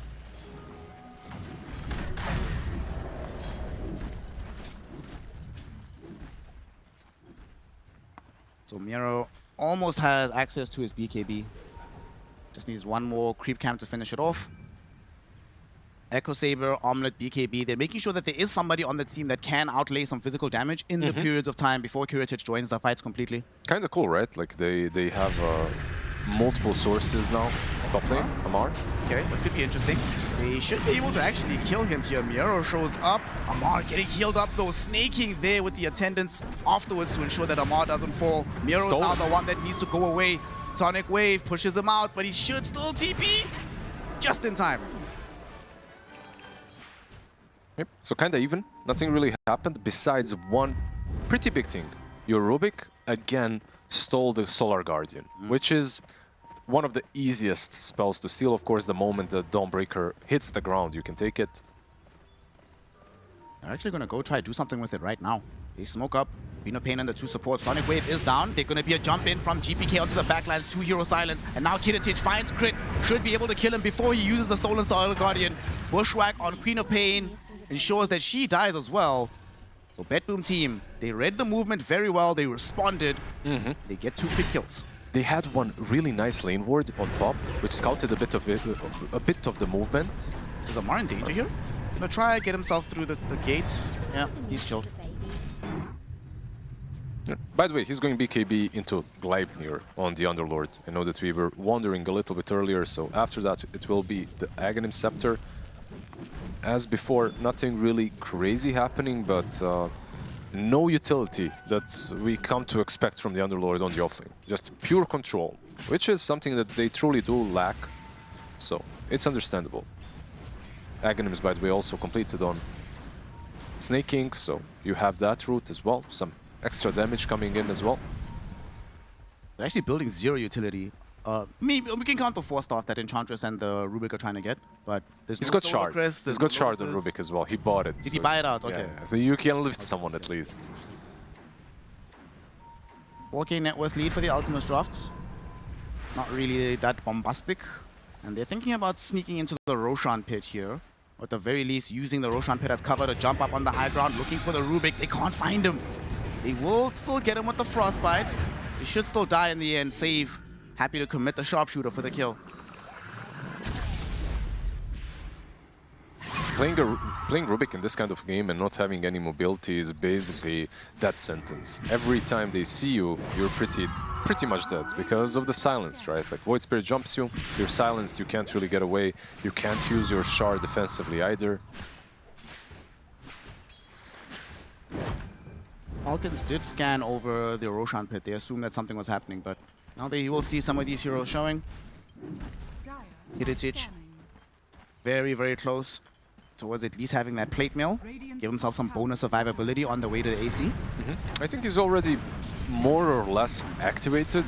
Like this kind of an alchemist with a Blink, BKB and Radiance can join fights, so he will not shy away from doing something like this, taking tower. But I feel like Falcons more or less are playing the same game they did in game number 1, with an addition of Enchanters just constantly skipping waves as well. You can see the Troll Summoner on the mid lane. Another thing that Aghanim's gives you, by the way, is 2 creeps on Eng. So he's sending 1 creep mid, 1 creep bottom, constantly pushing out. Very frustrating style of Dota to play into. Snaking, speaking of, he's actually going to come across Kataomi. He'll invite the Underlord to come through with the Fiend's Gate. Kataomi, though, throws out the ultimate when already dead. In the meantime, Kiritich went directly onto Amar. With the help of Miro coming through with the Solar Guardian, they burst through the Underlord. That will definitely open up the path to Roshan. Underlord doesn't have buyback, but they've already popped Chemical Rage. I'm not so sure they'll have the opportunity to do so. Skeeter sending in his bear, zoning them back. And they end up stealing the Dissimulate for crit. Very useful spell. Yeah, doesn't get the steps, but Dissimulate is still pretty good. Void Spirit does have a Manta now to dispel some of the roots, perhaps the Shadow Strike as well. Of course, one of the more natural build-ups on the Void Spirit, especially when you are given an Aghanim Scepter. And he's going a little bit into scaling, by the way, too. We've talked about the Dawnbreaker and the Armlet into Harpoon. Well, he's going Skadi next. This is like one of those Void Spirits, you know? Just he wants to punch. Do you remember that brief period of time where these Void Spirits were building like Daedalus? That was some fun times. Those Astral Steps were kind of insane. Oh, I can hardly... I cannot ever forget that. I was playing supports. Oh, you experienced it firsthand. 1 Astral Step and I'm die. Oh, Kiritich might be in some danger here. His team is coming through, though, with the TPs. They didn't have access to the Solar Guardian for another 10 seconds. But it was a really funny initiation, by the way. Lift into the stun of the lift, but he lifted the creep. He didn't lift the Alchemist. Kiritich looking to try and get the bear. They do get the stun out. Savage Roar was out. But with the additional Frostbite, even with the freezing field, ensure that this bear does indeed go down. Yeah, just delaying the items of Skitter. Like he even tried using True Form, tried to help out the bear as much as he could, but doesn't really help out. Top lane Amar, he needs help as well, but there's no stolen Solar Guardian this time around. GPK is on top of him, will Manta dodge the Raid of Atos. They do find Amar. Elsewhere, Miro takes some damage in the mid lane, but no appetite from Falcons to chase him further. You can see that Amar, even though he is getting kills, he's also died quite a few times. He's now on 6 deaths. He's not the tight hunter that he used to be in the last game, but not only that, he also... We mentioned the utility, right? The utility, something like Crimson, probably keeps him alive in a situation like that one. Because he went for such an offensive build, he cannot survive these engagements. Whenever he gets gone on, he's pretty dead. He switched it up, by the way. No Gleipnir. He's going for Shivas next instead. Getting some armor is probably a good idea. Yeah. Malrine, in the meantime, has his BKB. It's flying out on the courier as we speak. So that could precipitate a next move here from the side of Falcons as Amar has respawned.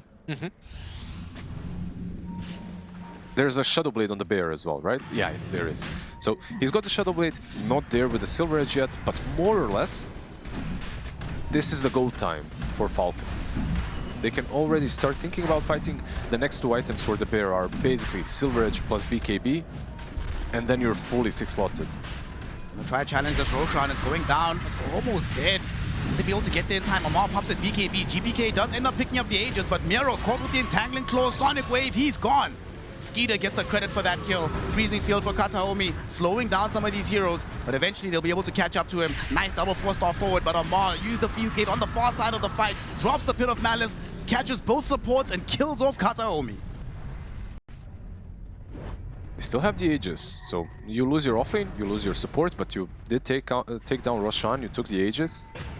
Not the best trade for Pet Boom, but it puts them in a decent position after these 2 heroes have respawned. Any secondary Aghanim Scepter enjoyers, by the way, it seems like Kiritich will not be buying more. No. He's like, the charity is over, boys. Pull yourself up by your bootstraps. You want an Aghanims, get it yourself. There isn't really a... They're not great. Yeah. I mean, I guess like Dawn Aghs is decent. It's okay. Yeah. He bought it himself the last time they played Dawnbreaker, but that was also a very quick game in which if you buy the Aghanim Scepter, it's kind of a tempo-oriented build.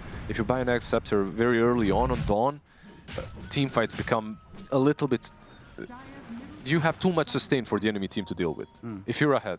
If you aren't ahead, then perhaps it's not as incredible. And besides, he's building very offensively, right? Not playing around the Solar Guardian, playing around being able to get on top of heroes and killing them quickly. He's waiting for the Abyssal Blade after he picks up this Aghanim shard, so... let's see, maybe perhaps Gaben will bless him with a shard so he can get there faster. Nope. Oh, actually, he does get blessed. Nice. There's one thing that I have also noticed when it comes to Hoodwink players, like most of them are not even buying the shard anymore. Like they're just waiting for their turn when it comes to the Tormi. Top lane, speaking of the Hoodwink, he maybe wants to get on top of this Bear, but too late. Silver Edge has been popped.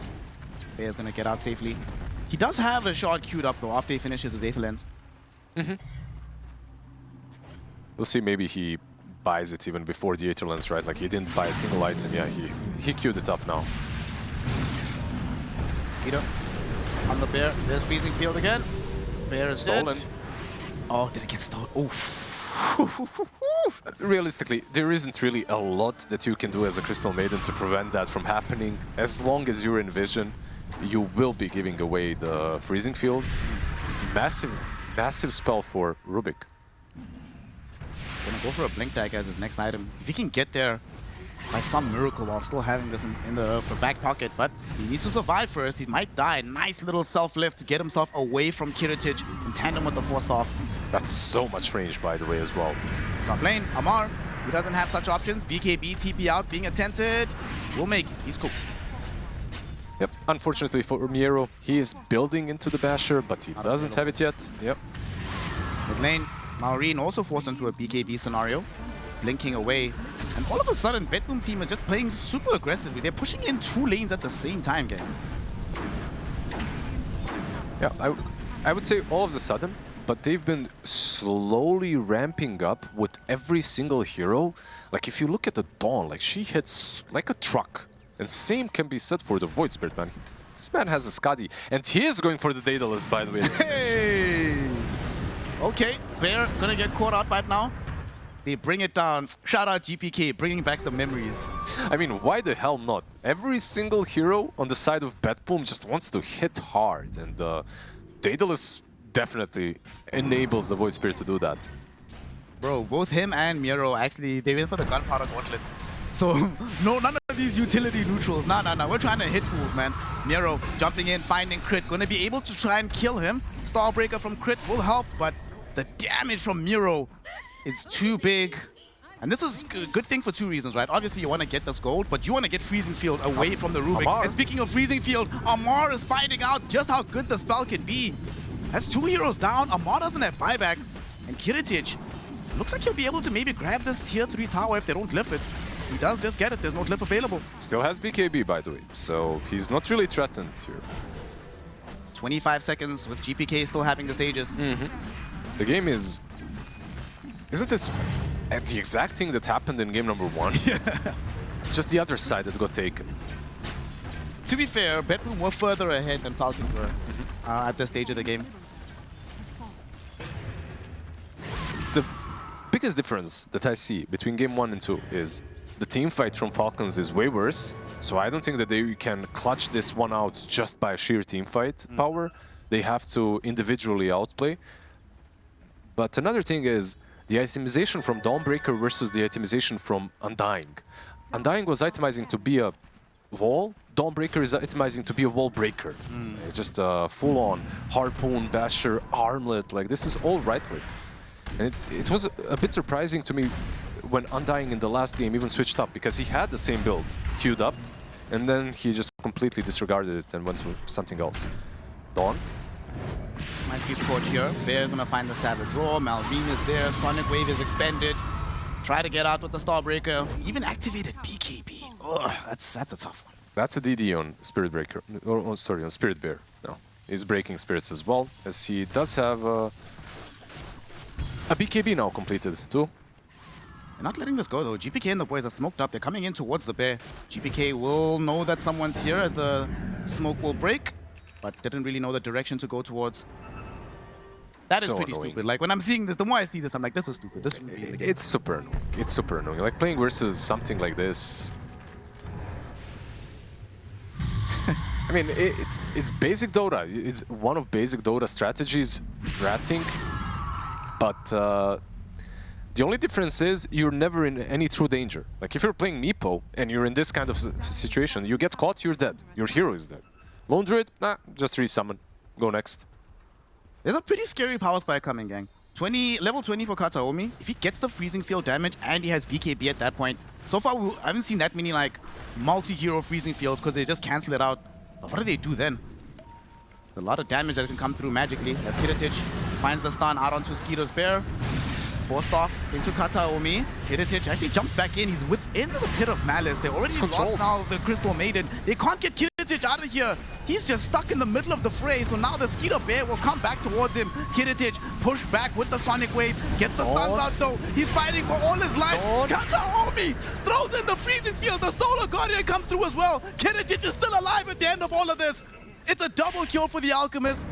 Multiple heroes have fallen, but Kataomi with the most worthwhile buyback of his entire life turns the entire engagement, allows Bedboom to walk away victorious. Damn, just absolutely insane how long this man on Alchemist first was saving his BKB. He didn't want to use it early on, and then second, just how long he was able to stay alive. Dawn was still dead for 10 seconds, and they still take that fight. Because they just believe that they can survive for 10 seconds, basically, is all they needed for the Dawn ulti to come in. Oh my goodness. This is looking good for Bedboom. Second lane of Rax is in the cards right now for them. Amara 20 seconds in the grave alongside Snake King, and Malrine, he might have gone too close to the sun here. Came in to throw in a couple spells. No buyback. They will teach him very quickly the error of his ways. 80 seconds in the grave, no buyback. This is just either Megas or the game. Well, they can't get Megas. Tier 2 on bot lane is still standing, right? And the Bear is pushing top with 2 Carties. So basically you had one option, to go back or to go for Throne. They didn't really know what the situation with the buyback on Huop is, so they moved back. Dawnbreaker now picks up the second Abyssal Blade of the game. Man, look at Kiritich. This is Kiritich, bro. He's not Kiritich anymore. This is Kiritich now. And this buyback from Kataomi, I think, really this changed everything, right? I think the supports did a really good job at just wasting time. Yeah. You know, the Bear was chasing them, the Queen of Pain was chasing them. No one was really dealing with the Alchemist. It was just the Enchantress and the Underlord. So by the time the Bear was there, yeah, Dawnbreaker was already up. And the moment Dawnbreaker is up, that fight is over. Like, it cannot last any longer for Falcons. Well, now you have to deal with a Roshan, Aegis, and a banner. Oh, Falcons. Now, what is the play here? Skeeter's Bear obviously is going to continue to do Skeeter Bear things. But when you're doing this rat meta into 2 sides of super creeps, it becomes a lot more difficult. Okay? Snake King almost looked like he was going to be a free gift, but the Force Staff came through before the Aether Remnant, so he's fine. Defending the last side is still not the hardest for Falcons, or I should say it's not really easy for Bedboom to push into the high ground. You are still playing versus Underlord, versus Firestorm, Pit of Malice, Enchantress hitting you from the high ground. You know, it's not so simple. But let's see. Maybe they can brute force it if they find the right pickoff. Daedalus is online, of course, for GPK, so if he ever gets a beat onto somebody, he hurts a lot. Kiritich stealth stuns himself. GPK is forced to go in alone for now. Gets the Manta away from the silence, but he's caught inside the Pit of Malice. Kataomi, though, freezing field, buying space and time. He will get Savage Roared and hit with the Sonic Wave. So he should die here. At the same time, GPK going in with Kiritich. They're looking for the Rubik. They are going to be able to find crit. Now they're isolating the Bear. This Bear should die as well. No buyback available for either of these 2 supports. Did he just resummon and use BKB immediately on the Bear? I think he did. Oh no. He wasted the BKB. They won't have a BKB bear for this fight. Doesn't seem like Bedroom team want to leave right now. They have the numerical advantage. They have this Roshan's banner. Eventually, though, they back up a little bit. Skeeter's bear goes forward, destroys the banner. The tier 3 tower, though, is in mortal peril. The next time they do this, it will break and they probably will get the megas. There's no chance that the BKB, when you die, goes after you resummon. There's no way. There's no way. But it was also on the proper cooldown, as if he just used it. Yeah. That's probably what he was hoping for, either to save the bear first or to resummon, and then it kinda, yeah. It didn't work out in the end. They do hold, but it's definitely costly. The Aegis is still there on the Void Spirit. The moment Crystal Maiden is up, this is another push. There's another Aghanims on. And another queued up. Like, he has one, and he queued up another one. Who's this one going to here? Save already bought the Hunter's Boomerang, thankfully. It's for the Maiden, right? Probably. Because he could have given it to anyone already. Like, he could have given it to the Dawnbreaker if he wanted to. It seems like it's for the Crystal Maiden. She did just pick up her BKB, right? So that makes the most sense. Makes sense. I mean, absolutely. This Aghanim zone, the Crystal Maiden can be devastating. He's also building into an MKB, having scouted out that there's going to be a butterfly on this bear. Crystal Maiden, suddenly 16k net worth, the same as the Underlord. He's been farming, you know, it's honest work that he's been doing so far. 1-7-11, but 17k net worth. Why not? Mid lane, smoked up on the side of Bedroom team. Snaking is showing. Snaking might end up dead here as bottom GPK comes through, looking back towards the support. He does get away with the 4-stars, but now GPK perhaps looking towards Amar. Amar also manages to get out of this.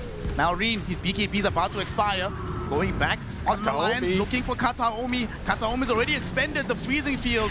He's going to be in trouble. Caught inside the Pit of Malice right now. They just need a little bit more damage. Miro will be the one to tank it instead. Caught with the entangling claws. He is brought down. They need to run right now. Kataomi definitely going to die to the Aghanims on the Shadow Strike. And GPK slowed down by the Shivas. Can he get away from the Firestorm? The Impetus had an uphill miss. Didn't get the damage out. GPK though, caught, killed. That is going to be the Aegis expended. Alchemist is coming back in. Karitic, can he do something here? Goes forward, looking towards Amar. They do kill off the Underlord. The bear as well will suffer the same fate. Malrine, now regretting having come so far forward, gets stunned up by the Abyssal, killed off by Karitic. He doesn't have a buyback. He doesn't have a buyback.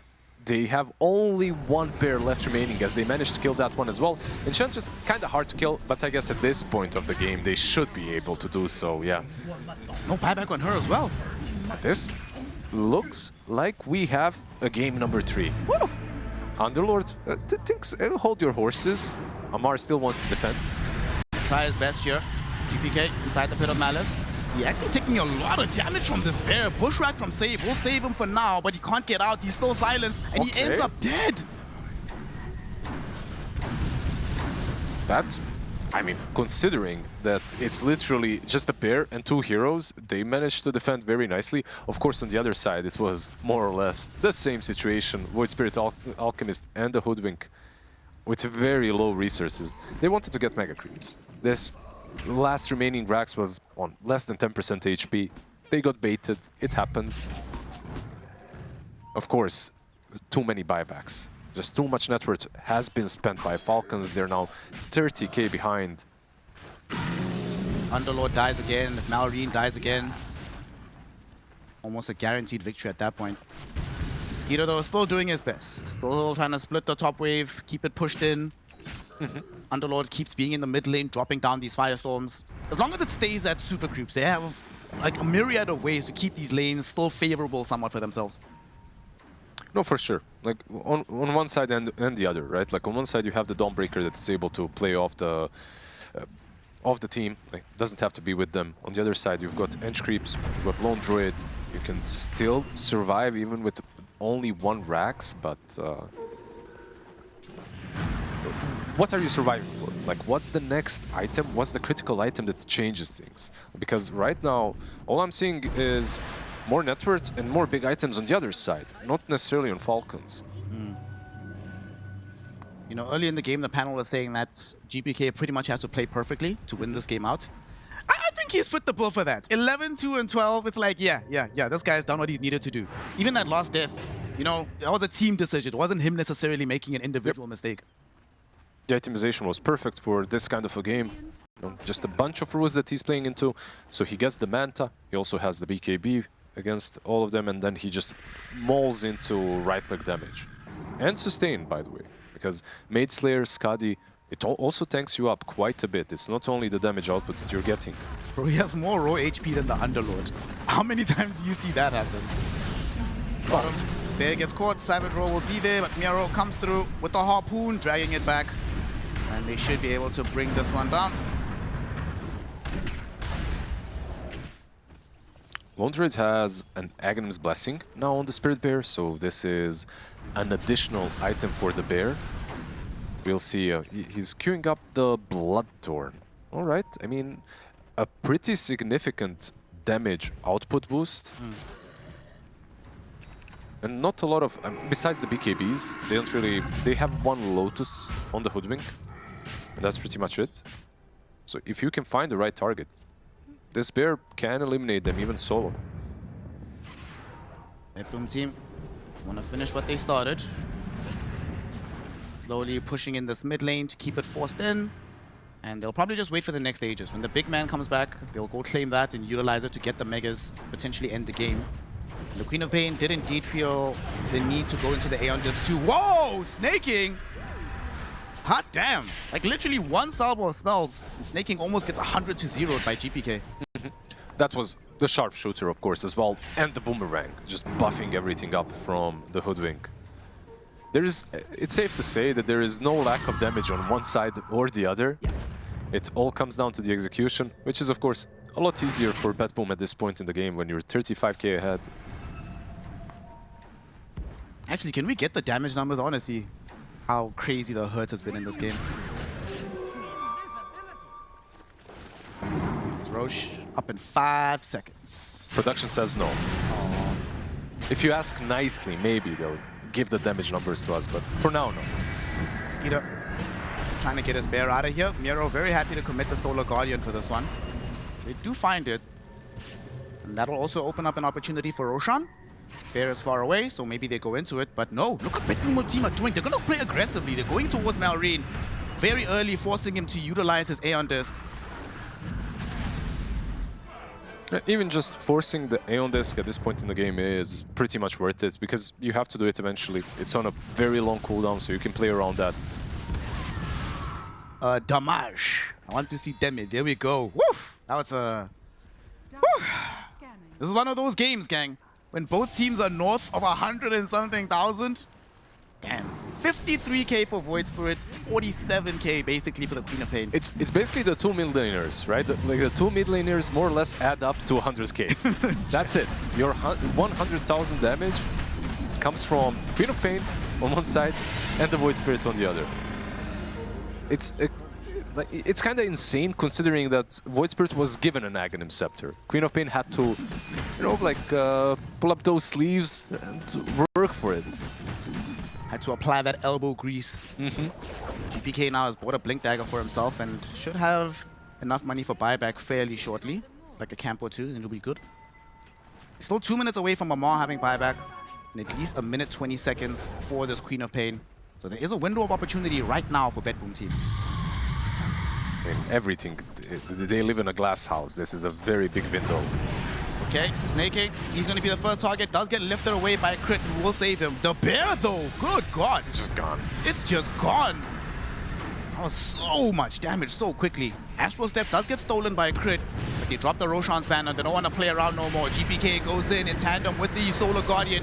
They zone them away. He jumps forward, keeping them far away from the range, from the melee barracks. Bear. Get the 4 megas. Bear is dying on the back edge. It goes down. There's no resummon available. Buyback from crit, but to what end? How can they stop BetBoom team right now? BetBoom team, there's no real reason to leave. Absolutely. They still have the Aegis. This is a very simple go for them. They could maybe reset some of the resources that they have used, but they still have the BKB on Alchemist, just no BKB on Dawnbreaker. But they realistically can wait for. Decide to play it safe though. Yeah, for now. We'll see maybe an additional smoke even, but this game is more or less over. Just got the Swift Blink on GPK. Alchemist Chemical Rage is back online. There's no bear, right? For 30 more seconds. It's a pretty big opportunity for them to close this one out. Okay, jump forward. It's going to be a big grab onto Snake King. He gets bursted down. No buyback for the edge. Kiritich now laying in the damage on the tier 4 tower. Malreen will try to stop him. They push him away from the Pit of Malice as the Solar Guardian comes in from Miro as well. Miro will provide the additional heal to Kiritich. So this Alchemist topped up once more. Pit of Malice thrown forward on the Fiend's Gate.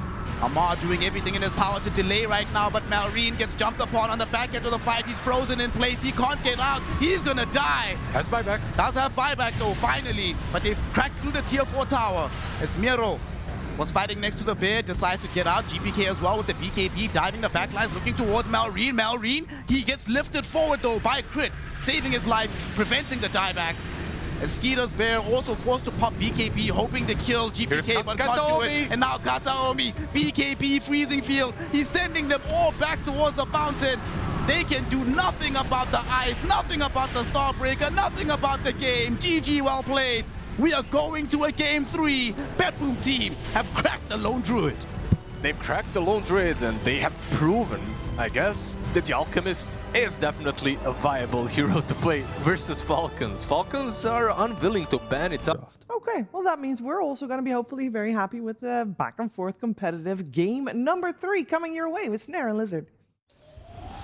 Thank you very much, Shiva. And this is a game 3 that has major importance. The winner goes through into the playoffs. And in this game, I was mentioning that the side of Bedboom team, they have high skirmishing, very, very, very high aggression coming from this lineup. So Big Liz, the question I have for you, does Skeeter have to change his item build to be able to participate earlier and match what Bedboom team are doing? I don't think that's going to be the case. I feel like this Lone Druid has proven to all of us that you can literally more or less go for the same exact build. Even though I love the Diffusal, I think it's just Mjolnir, Aghanims, at least from Skeeter. You even know like the mini items that he buys, like how many branches at this point. It's all up to script. Like, he just follows it. But yeah, I pretty much agree with everything the panel has said. I feel like there's a lot of skirmish coming from Bedboom. No Alchemist, thank God, finally for the two of us. But from Falcons, what I see as an improvement in a small little adjustment from the last game. Getting this Phoenix in instantly makes their team fight 10 times better. I feel like late game fights where you're fighting around Pulverize, around the roots can be so much better when you have Sunray and the Egg to follow through. You also have this clockwork now, so you're not just gated between one person having to start every single fight for you. You have multiple routes of initiation between the Primal and the clock. So we'll see how this all goes, as now game 3 will begin. Malreen versus GPK in the mid lane. Has anything changed in this matchup in the last couple months? No, more or less it's pretty much the same. Primal plays the first couple of lanes, then you can the waves, then you can maybe even take the waves, pull them to one of the camps that is nearby and use trample to maximize your farming output. Same pretty much goes for Pango. He tries to copy that as much as he can, as he's not really as potent when it comes to hitting creeps early on. Now they're just trading hits, chilling. Nothing too serious happening here. I doubt we'll see any kind of kill solo 1v1 in that lane. Mistakes can happen, but when it comes to the first blood, when it comes to these early kills, we most likely will see them on the sidelines. Once again, on top lane, we have a very strong lane. It's not Hoodwink Dawnbreaker, it's Lion Dawn. It's still very good, and I would argue versus a much weaker position 5. The Lion might die though. He just got caught with the blood grenade. The claws are there. Miro's trying to close the gap, but Snake King delivers the final right click. First blood being drawn by Falcons. He went a bit deep. Like, he was literally on the small camp trying to last it. Yeah, didn't really get the block off, so he was forced to mess around a little bit too deep. Got punished. It's a good start for Lone Druid and Phoenix. Early experience for the Phoenix, so we get closer to the Supernova. And looking at this draft from the side of Bedboom team, they don't really have the greatest tools to deal with the egg once it actually emerges, right? Not at all. Like, you don't really look at it this way. This time around, I don't think that they have a way of dealing with the egg, but they have ways of dealing with the Phoenix pre-egg, right? Like, they can deal with the bird, with the chicken itself. You don't have to wait for it. You have Global to prevent it from happening. You also have the Lion with the initiation. Of course, it's not easy as a position 5. It's your job not to have your position compromised, but yeah, we'll see. They have some ways, especially when the Silver Edge is available on the Tiny as well.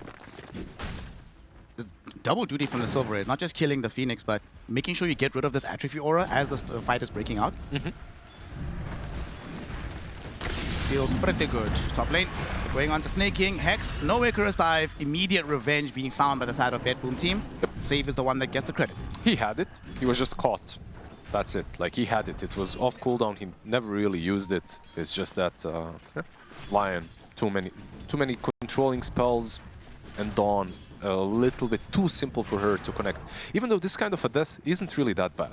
I mean, it's bad always, but you're still taking the pressure off of the Lone Druid, which is pretty good in the laning stage this early on. Given that you are playing a more quote-unquote aggressive carry who's going to be building primarily for himself, not going to be feeding ags to other people, does Miro still go for that high damage build on the Dawnbreaker? Why not?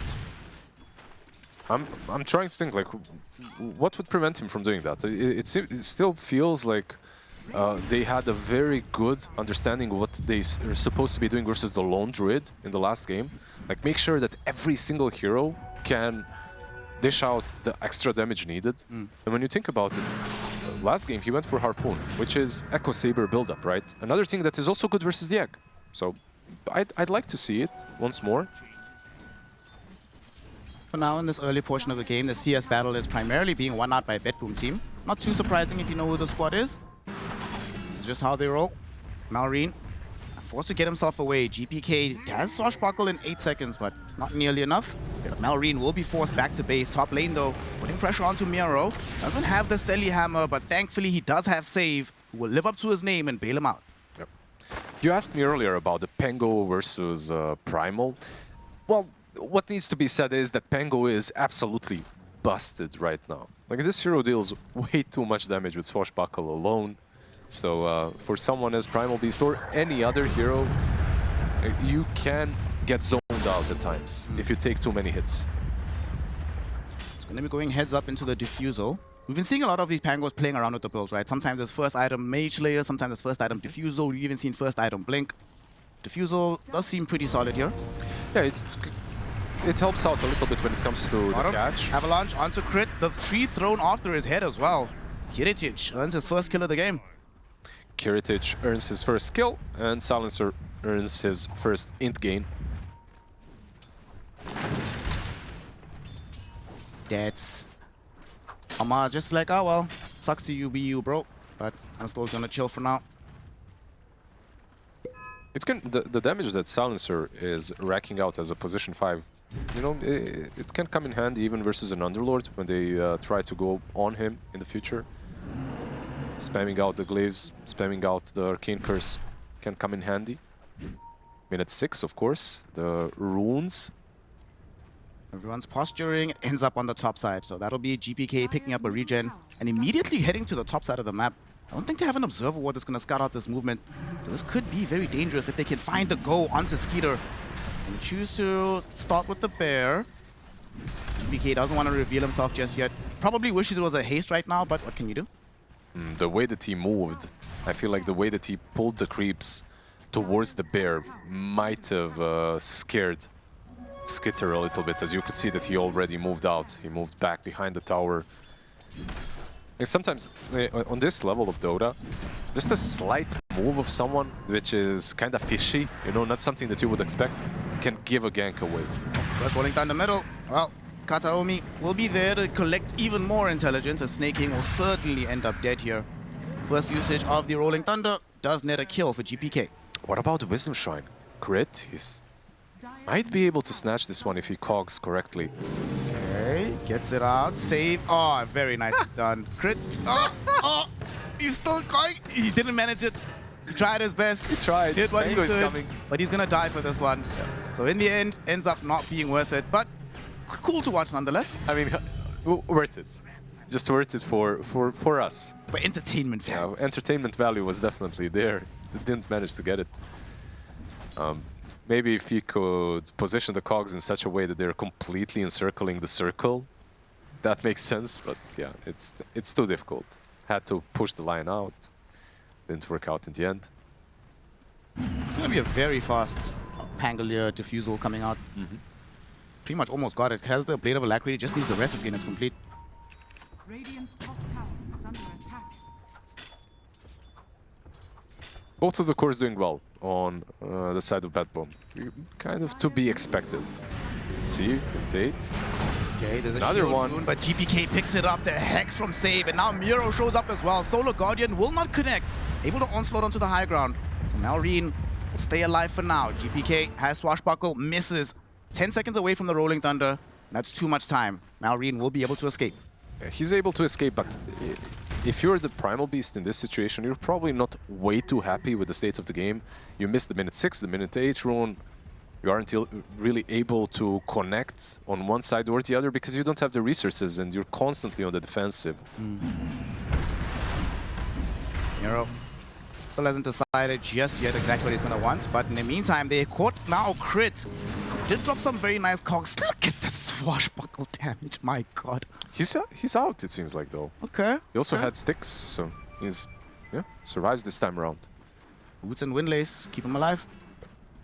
Yeah, the classic build on Clockwork was almost always Tranquils, but he does have Phase Boots actually queued up for now. What do you think? Are we ever going to see any chainmails in action? In a pro game? Probably not, right? Nah. Well, okay, here's one way it could happen, right? Maybe you're at like, in the tournament group stage, you've already gone through the next stage, you're playing the last game anyway. Then you're like, you know what, let's play Clockwork, see how many chainmails we can eat, when the game absolutely doesn't matter. Then maybe. Even then it's a maybe. It's not a guarantee, it's a maybe. I'd like to see it. Why? I've seen it in my pubs. You don't want to see that, trust me. Why not? He becomes pretty big. He grows. And then you lose anyway with a giant Clockwork on your team. It's great. Tower middle is being sieged upon right now. As Crit, he's heading over there. Malrine is trying to defend this by himself. They have this Observer Ward. It's going to scout out that the supports are here. So can't do this alone. They're even bringing the bear over as well. So they're really serious about this defense. I mean, the bear can't really do a lot here. At best, he can pick up a rune and that's it. It's a little bit early. He doesn't have the Aghanims. It doesn't transfer from the last game. And they tip him. You know why he tipped him? This is a tilt tip. 3 runes in a row, and every single one went to GPK. Now has a Diffusal Blade as well. So the danger level of this Pango has ramped up precipitously. Tier 1 tower middle. They even bring a Maw over to defend this as the Siege Wagon is in tow. But at the same time, Kiritic made his way over here too.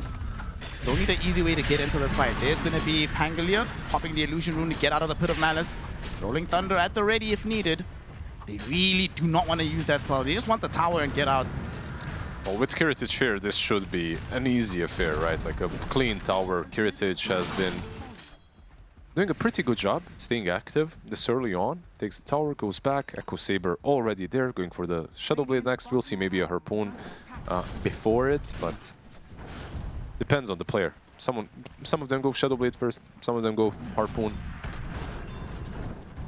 I feel like both ways are pretty legit. Of course, we just saw Skeeter doing still Lone Druid things, trying to angle towards having that Mjolnir.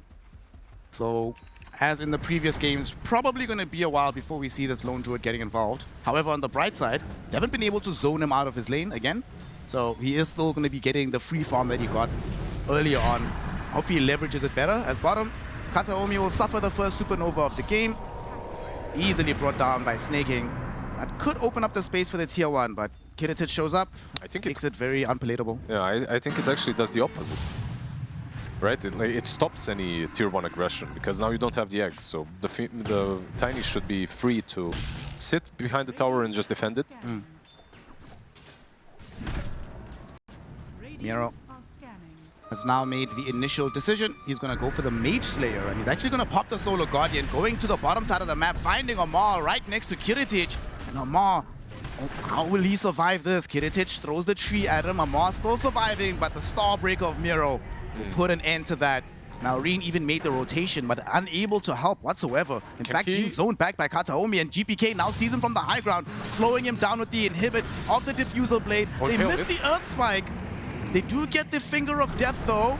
And, the charge didn't take him far enough away. Malreen will still end up dead. Miro collects yet another kill from Falcons. It feels like in this game, Malreen, he needs a BKB yesterday. Like, he already needs it. I don't know how you play Primal versus all these disables at this point. Like, even if they use, like, 90% of them, they still have, like, a Hex or an Impale or Rolling Thunder. There's always something. In worst case, there's even Global Silence, of course, to bail heroes out. There's a... probably dead? Nah, he should be. He's fine. There's a huge difference between the last two games and this one. When it comes to heroes played on mid, Queen of Pain was able really to just carry the damage output of Falcons. Primal Beast is similar in a good game. When he can just do whatever, when he can get an early Aghanim's as well. But in this game, I feel like he needs to play for himself. Just make sure that he is not the one dying all the time. The moment he is at the very bottom of the net worth of all these cores. So we'll still need some time to catch back up. He's going to go for the early concentrated reps. But he could lose his life here. He onslaughted towards his opponents. No. Earth Spike comes out. They definitely have their Hex to follow up. Shield crash, a couple of right clicks, and Malreen will fall. -2. Another stack of intelligence going the way of Kataomi. He's got 5 right now from the Suffer. Level 6, 5 stacks already. Oh, GPK is not done just yet, though. They found a backstab angle towards Amar. Solar Guardian committed to ensure he cannot escape. -2. Amar will die. More intelligence going the way of Kataomi. 6 at the 14-minute mark. Oh, it's not 2, it's 1 now, right? Wait, which one do you have to apply now to have it be +1? It's the last word then, right? I think it's last word, that's the +1, yeah. Or Glaives. I mean, Glaives just gets the steal for per hit, right? Yeah. It's been changed, right? Like with the new innate, it's a bit different now, but okay. I mean, 6 stacks already on the silencer. Gotta be careful, like Falcons. They've been losing all these little mini fights in all 3 games. This time around, there is infinite scaling on the other side. Late game Kataomi. I mean, the shard kind of pushes you towards that, right? Like the shard is again the multiple hits on the glaives. You might see some no one position 2 silencers like back in the day. Might as well bring back the Rubik mid as well, bro. I mean, honestly, when a hero is this strong as a support, it's just a matter of time before these core players start snatching it. You need to ask what Dendi's up to and be like, yo, bro, have you been practicing the Rubik mid? GPK. Just chilling, farming. He did immediately buy the shard for himself, so he's got the shard diffusal. Gonna go for the blink dagger immediately afterwards. Snaking. He's gonna get away from here. Gets dewarded. They have hook here. If they want to go in. Gonna try for it. He gets the hook, pushes him back. Not gonna be able to do much thereafter. Malreen is behind him though, perhaps looking for the pulverize, but the Rolling Thunder came through first. GPK should be able to get himself well out of here. Kataomi does get caught within the Pit of Malice. Amar throws a rod of ATOS after him as well. Can they get him out of here? Kataomi, no. He ends up dying for the final right click. GPK now also in danger because they brought the bear from the sidelines. Malreen with the trample secures the kill on GPK. Now looking towards getting this Lion as well, who gets feared, his mana drain cancelled. They lack the damage. Gets on the high ground, tier 3 tower, scares them away. Is that word from Skitter, by the way? Like, he's bringing the bear just for the Savage Roar. Like, that's the only thing he's got. He doesn't have Diffusal on the bear. Like, he doesn't have literally no other way of contributing. But what's funny is, while he's doing that, he's actually giving the Mjolnir to the Druid. So the Druid is still farming with Mjolnir, and meanwhile the bear is just running around and Savage Roaring. I mean, it's kind of a gimmick, but it can help, I guess, you know, anything. Oh, Skeeter, that's not going to help. Skeeter, no! You went to farm! You literally ran directly into Kiritic and saved. Amar came through with the Fiend Gate, but it's way too late. And I don't know if you actually want to do this, fam. You might have to get back. This Tiny is no joke at the moment. Kiritich, Rod of Atos, holds him within the Pit of Malice. But Amar wisely realizes it's the time to retreat. Oh, save! They're still almost in range to find the stun. Phoenix, though, did he get out with the TP? No, Starbreaker cancels it. Swashbuckle finishes him off. And they get a twofer in the top lane, plus a tier 1 tower. Can I get the stack count? 7? Okay. You know, slowly but surely we're getting there. We're getting some serious numbers. Soon to be 2 digits on the silencer. Now, this game is definitely very different for Falcons because Red Boom team, we've already seen them leverage heavy aggression early, but not like this game. Kiritich especially being able to get as easily involved as he is now relative to when he was playing Alchemist.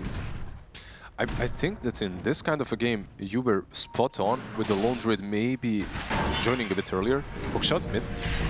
GPK should be fine. He's got himself the roll-up. Trying to get the Rolling Thunder, though he actually can't do it. Gets interrupted multiple times. Nero did come through with the Solar Guardian, and on top of the Global Silence, they managed to find 2 of the core kills. Malrine and Amara gone. TP out from Crit will keep the Clockwork alive. This is like a really cool adaptation from Primal Beasts. The time that we're seeing, it's pretty meta right now. Very early shard allows you to get that 1 extra disruption on a target, 1 extra stun, disable, which basically netted them the kill on Pango. Unfortunately, of course, they did lose a couple of heroes in the process, but so be it. It is what it is. Yeah, but the problem is the guy that was getting these kills is Kiritich. He's back in Kiritich mode right now. 5-0 and 1. About to finish off the Silver Edge. I believe it's flying out as we speak. I think he's going for a BKB, actually. Yeah, he is. He's got a Mithril Hammer, so this is a bit of a safer approach, you know? Like, doesn't go for the... personally, I love to see a Tiny with Harpoon and Silver Edge. I feel like these 2 items already make you so damn elusive, because Silver Edge, the downtime is like 5 seconds. Harpoon, not only do you get kills, but you can also climb onto trees, apparently, be a Monkey King of your own, so... Snake, he's contributing to the Kataomi Fund. Now we have 12 intelligence, stacked up by the silencer. GPK will actually go in for the Rolling Thunder. Kiritich came out of nowhere, tosses back Malrine, and GPK will help to finish him off. Kiritich getting tipped by his team. He's 6-0 and 1 right now. They're owning this game. Such a cool head zone play, right?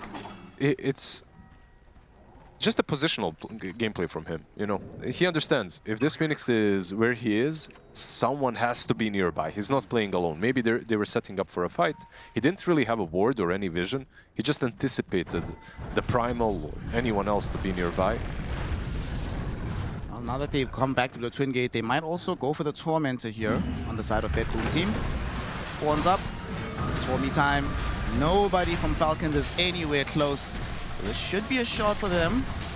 Let's just hope it's not the Lion shot. Oh, there we go. Get the bouncies. There we go. Now we're ready. I mean, you know what? I was memeing, but why not? Let's see. Let's see what he can do. That also lets them farm faster, right? The next item that they need, this Solar Crest, is going to emerge a lot faster than it would have otherwise. I mean, kinda, I guess. It's not lightning hands on Zeus, you know? It's not that you right-click a lot as the silencer anyway. It takes a bit of mana as well to just use Laves all the time, so I'm not really sure, but we'll see. Fine, but he got mana from stealing all the intel. It's okay to dream. Build AC, bro. Oh, Moonshot. There we go. That's what we want to see. The pike into Witchblade. Yeah. You gotta keep the build real. Smoke up. Lion and the Pangolier. Gonna be joined by Kataomi as well. The Global is back online, and Kiritich is here too. I don't really have the greatest vision on possible targets, but Malrine literally just onslaughted towards them. This is the second time this has happened this game. If he dies again just like this, when he watches this replay, he's gonna feel really bad.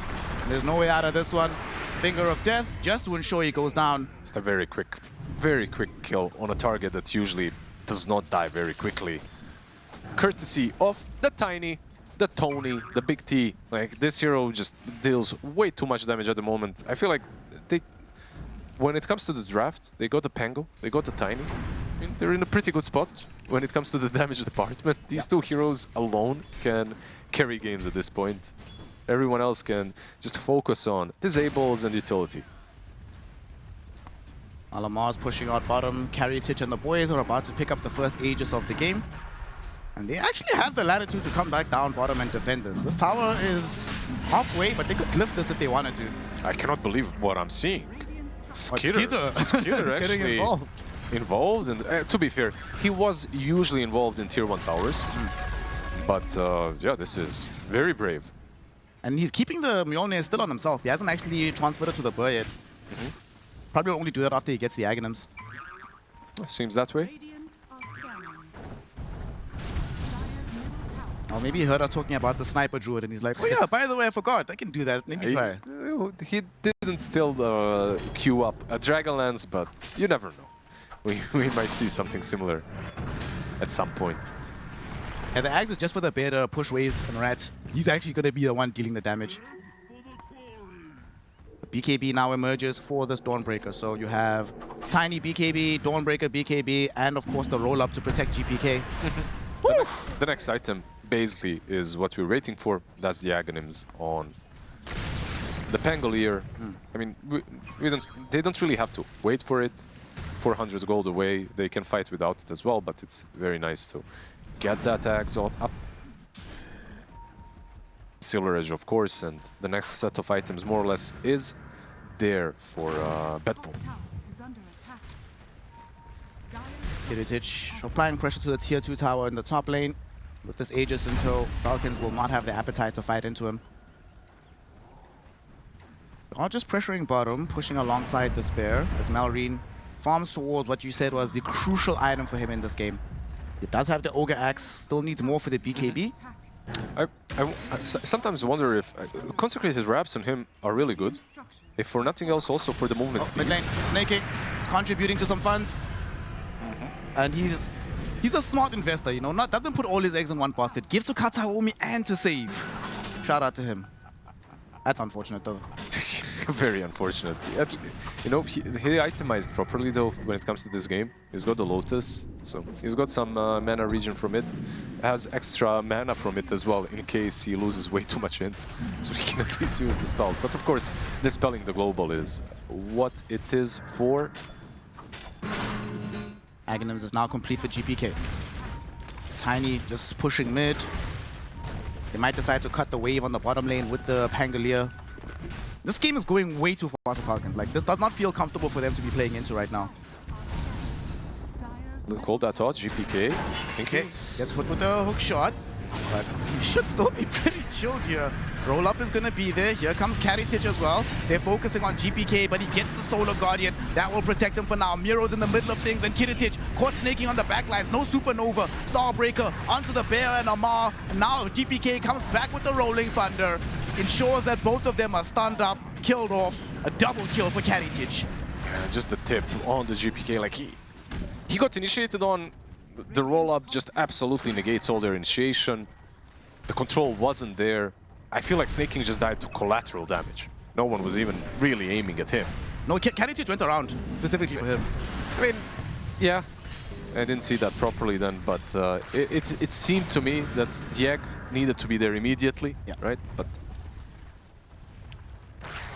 oh boy, already on the high ground.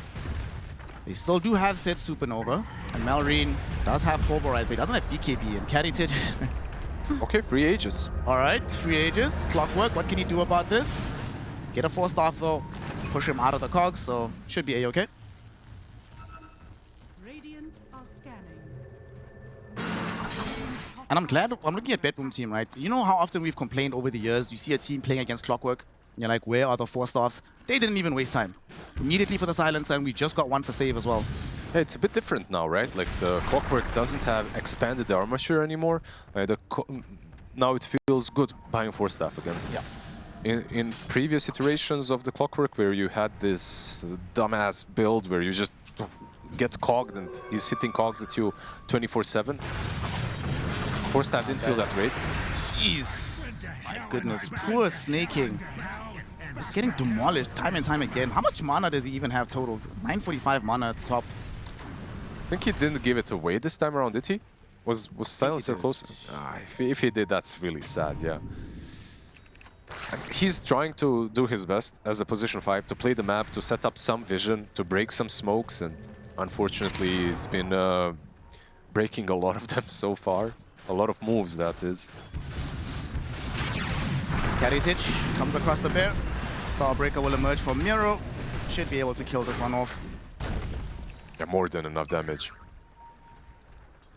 He is actually even queuing up a blink on Tiny. Like usually, what I'm seeing from most position 1s at the moment is no blink build. Harpoon and Silver Edge is usually all the mobility that you need. But okay. Falcons gonna try to do something. They finally have that BKB for Malrine. So they're smoking up into the jungle. GPK and Save are right ahead of them. But they don't go that direction. And after this much time missing on the map, suspicions must be being raised by Bedboom team. GPK. They need the right target. And there's also Global on the other side, so it's not so easy. Come back with the smoke. GPK gets a blink forward. He evades the Pit of Malice. There's going to be the global silence, and now he's rolling onto the high ground, trying to maybe isolate Snaking. There is going to be a pulverize to stop him from going forward. Therefore, Snaking does get off the Supernova. It will pop at some point, but all the heroes have already left the area. Nice Beautiful hook shot from Crit to catch GPK on the last vestiges of his health. Save. 2 heroes caught with the Impale. That's going to be a finger of death as well towards Malrine, and with the help of Miro, they are able to get the Primal. Kiritic kept away from the fight by some beautiful cogs from Crit, but he drags Skeeter's Bear in with the Harpoon. Wants to put in the right-click damage, even activates the BKB to do it. And they do get the Bear, the Primal, as well as the Clockwork, but it costs the life of GPK. Yeah, it cost the life of GPK, and even with the global silence, they weren't really able to save him. Almost they did. The hookshot from Crit was just incredibly good, but mid lane. Okay, Amar sees Miro. They caught him in the Pit of Malice. He can't get out with the Celestial Hammer, Nice so that's just a free kill. Look how much gold they got out of that kill. Oh, that's quite a lot. Damn. Very nice swing for Falcons. This is pretty much it, right? Like the BKB on the Primal Beast absolutely activates them. They instantly get a couple of nice exchanges. And keep in mind that Global was used, so the next fight, if they want to, they could go for it immediately after. Do they have a bear? They do, of course. So. They also have vision of Kiritic. They saw him underneath this Observer Ward. Unfortunately, they don't have the Blink Daggers, so it's going to be very difficult to reach the Tiny. So he's going to be pulled in the end. Radiant's middle tower is I love that the bear is carrying the dust as well, by the way. Gotta do everything himself.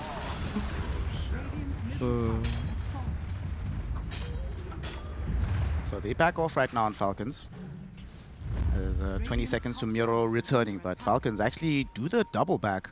Will smoke up as 4. Want to still leverage their spells before the Solar Guardian emerges. There is a global though, once again.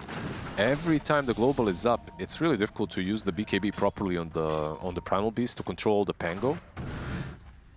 But as long as they can find the right targets, I feel like at this point they already have the necessary damage.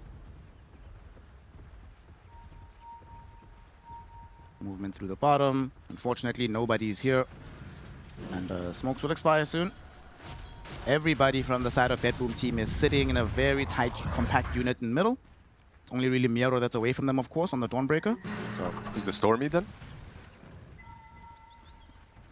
yeah, why not? Yeah, it seems like it will be. When it comes to shards, Phoenix already has his. It's a pretty decent shard on Clockwork as well. Oh, by the way, Clockwork is the only one that doesn't have shard. Everybody else bought their own.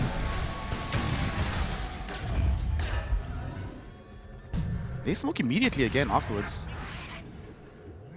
Are they gonna try go through the twin gate to catch out GPK up on top? They do not have the bear with them. Like, he is still on his side of the map.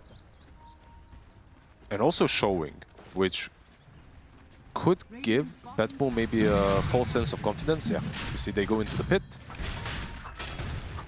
Here come Falcons. They're aware something's happening. Rock throw will be there into a Pit of Malice. Karitic is the one that gets caught out first, but GPK immediately goes right back into it. Fortunately for Amar, he does have some 4-stars on his squad. They get him to a safe place, and now Pangoro is down. Yeah, that was just a beautiful illusion bait because he couldn't tell. The smoke got broken, but there was another hero next to him, so Couldn't know if it was an illusion or not.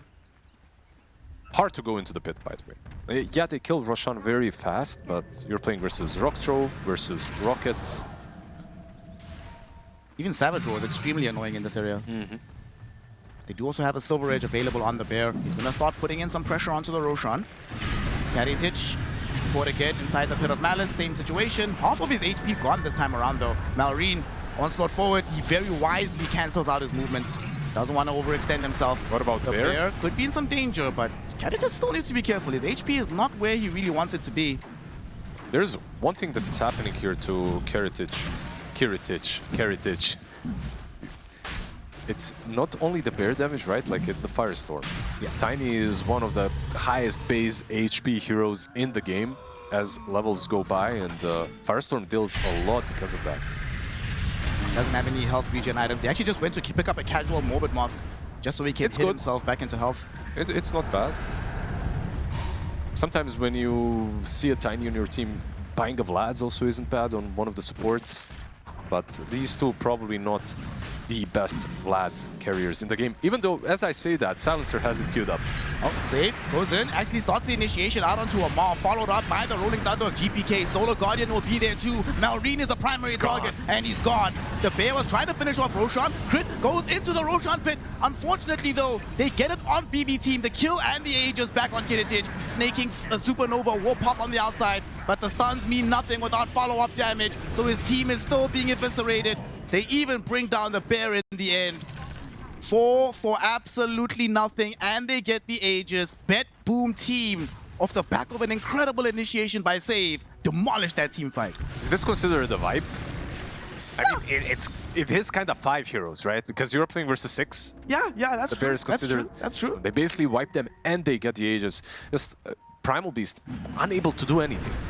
He wasn't able to pop the BKB, wasn't able to polarize anyone. Just absolutely got demolished first. Tiny was on top of him as well. Save. This is a pretty ballsy move from the Lion. But they were too committed into the pit. They were too committed on the rush trying to get it, and they pay the price for it. Even though these kind of areas are just perfect for Clock and Phoenix, because the egg can be in the pit, can be outside. It's very hard to reach, but just not enough damage. Yeah. And way too much damage coming out of Karitic. There. Lane of Barracks middle, they got the melee down bottom. The Bear does get caught out. Savage Roar there. Crit, able to get the hook shot towards Miro. Miro actually turned onto him with the Starbreaker. That's a dead Clockwork. GPK, Rolling Thunder will not connect onto Snaking, but it will enable him to escape. So they get aggressed upon with one less hero and still get away with a kill without being punished.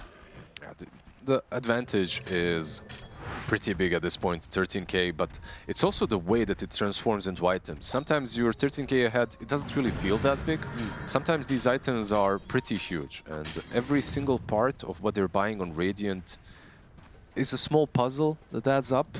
The Lincolns in particular that was just built by Pangolier, it's hard to, even if you do everything right, it's hard to get that pulverized off onto the Pangolier now. 14k net worth lead for Bet Boom team, Team Falcons. Yeah, the Lone Druid does have a lot of net worth, but this Bear is also not survivable enough to reliably dish out that damage. It dies so quickly the moment they get any kind of disabled on it. I feel like the Bear in this kind of a game definitely is a big damage dealer, but they need to pick up the slack a little bit, pick up the load on the other heroes.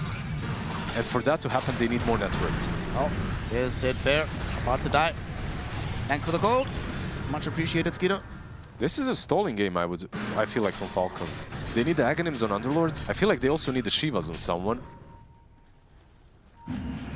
3,000 gold away from the Aghanims on him. No way anybody's getting a Shivas anytime soon. Here's another tier 2 tower being taken. So all the outer towers removed from the game. And they might just continue charging on. Still about 2 minutes remaining on this Aegis. Still a BKB available for the Tiny. Gotta hunt the Bear first. Find the Bear. Looks like they might be able to kill the Bear, even Solar Cup. This is one of those hunting game simulators, more than Dota. Oh. Well, now we have got a problem. A minute without a Bear from Skeeter, so what are they going to do without it?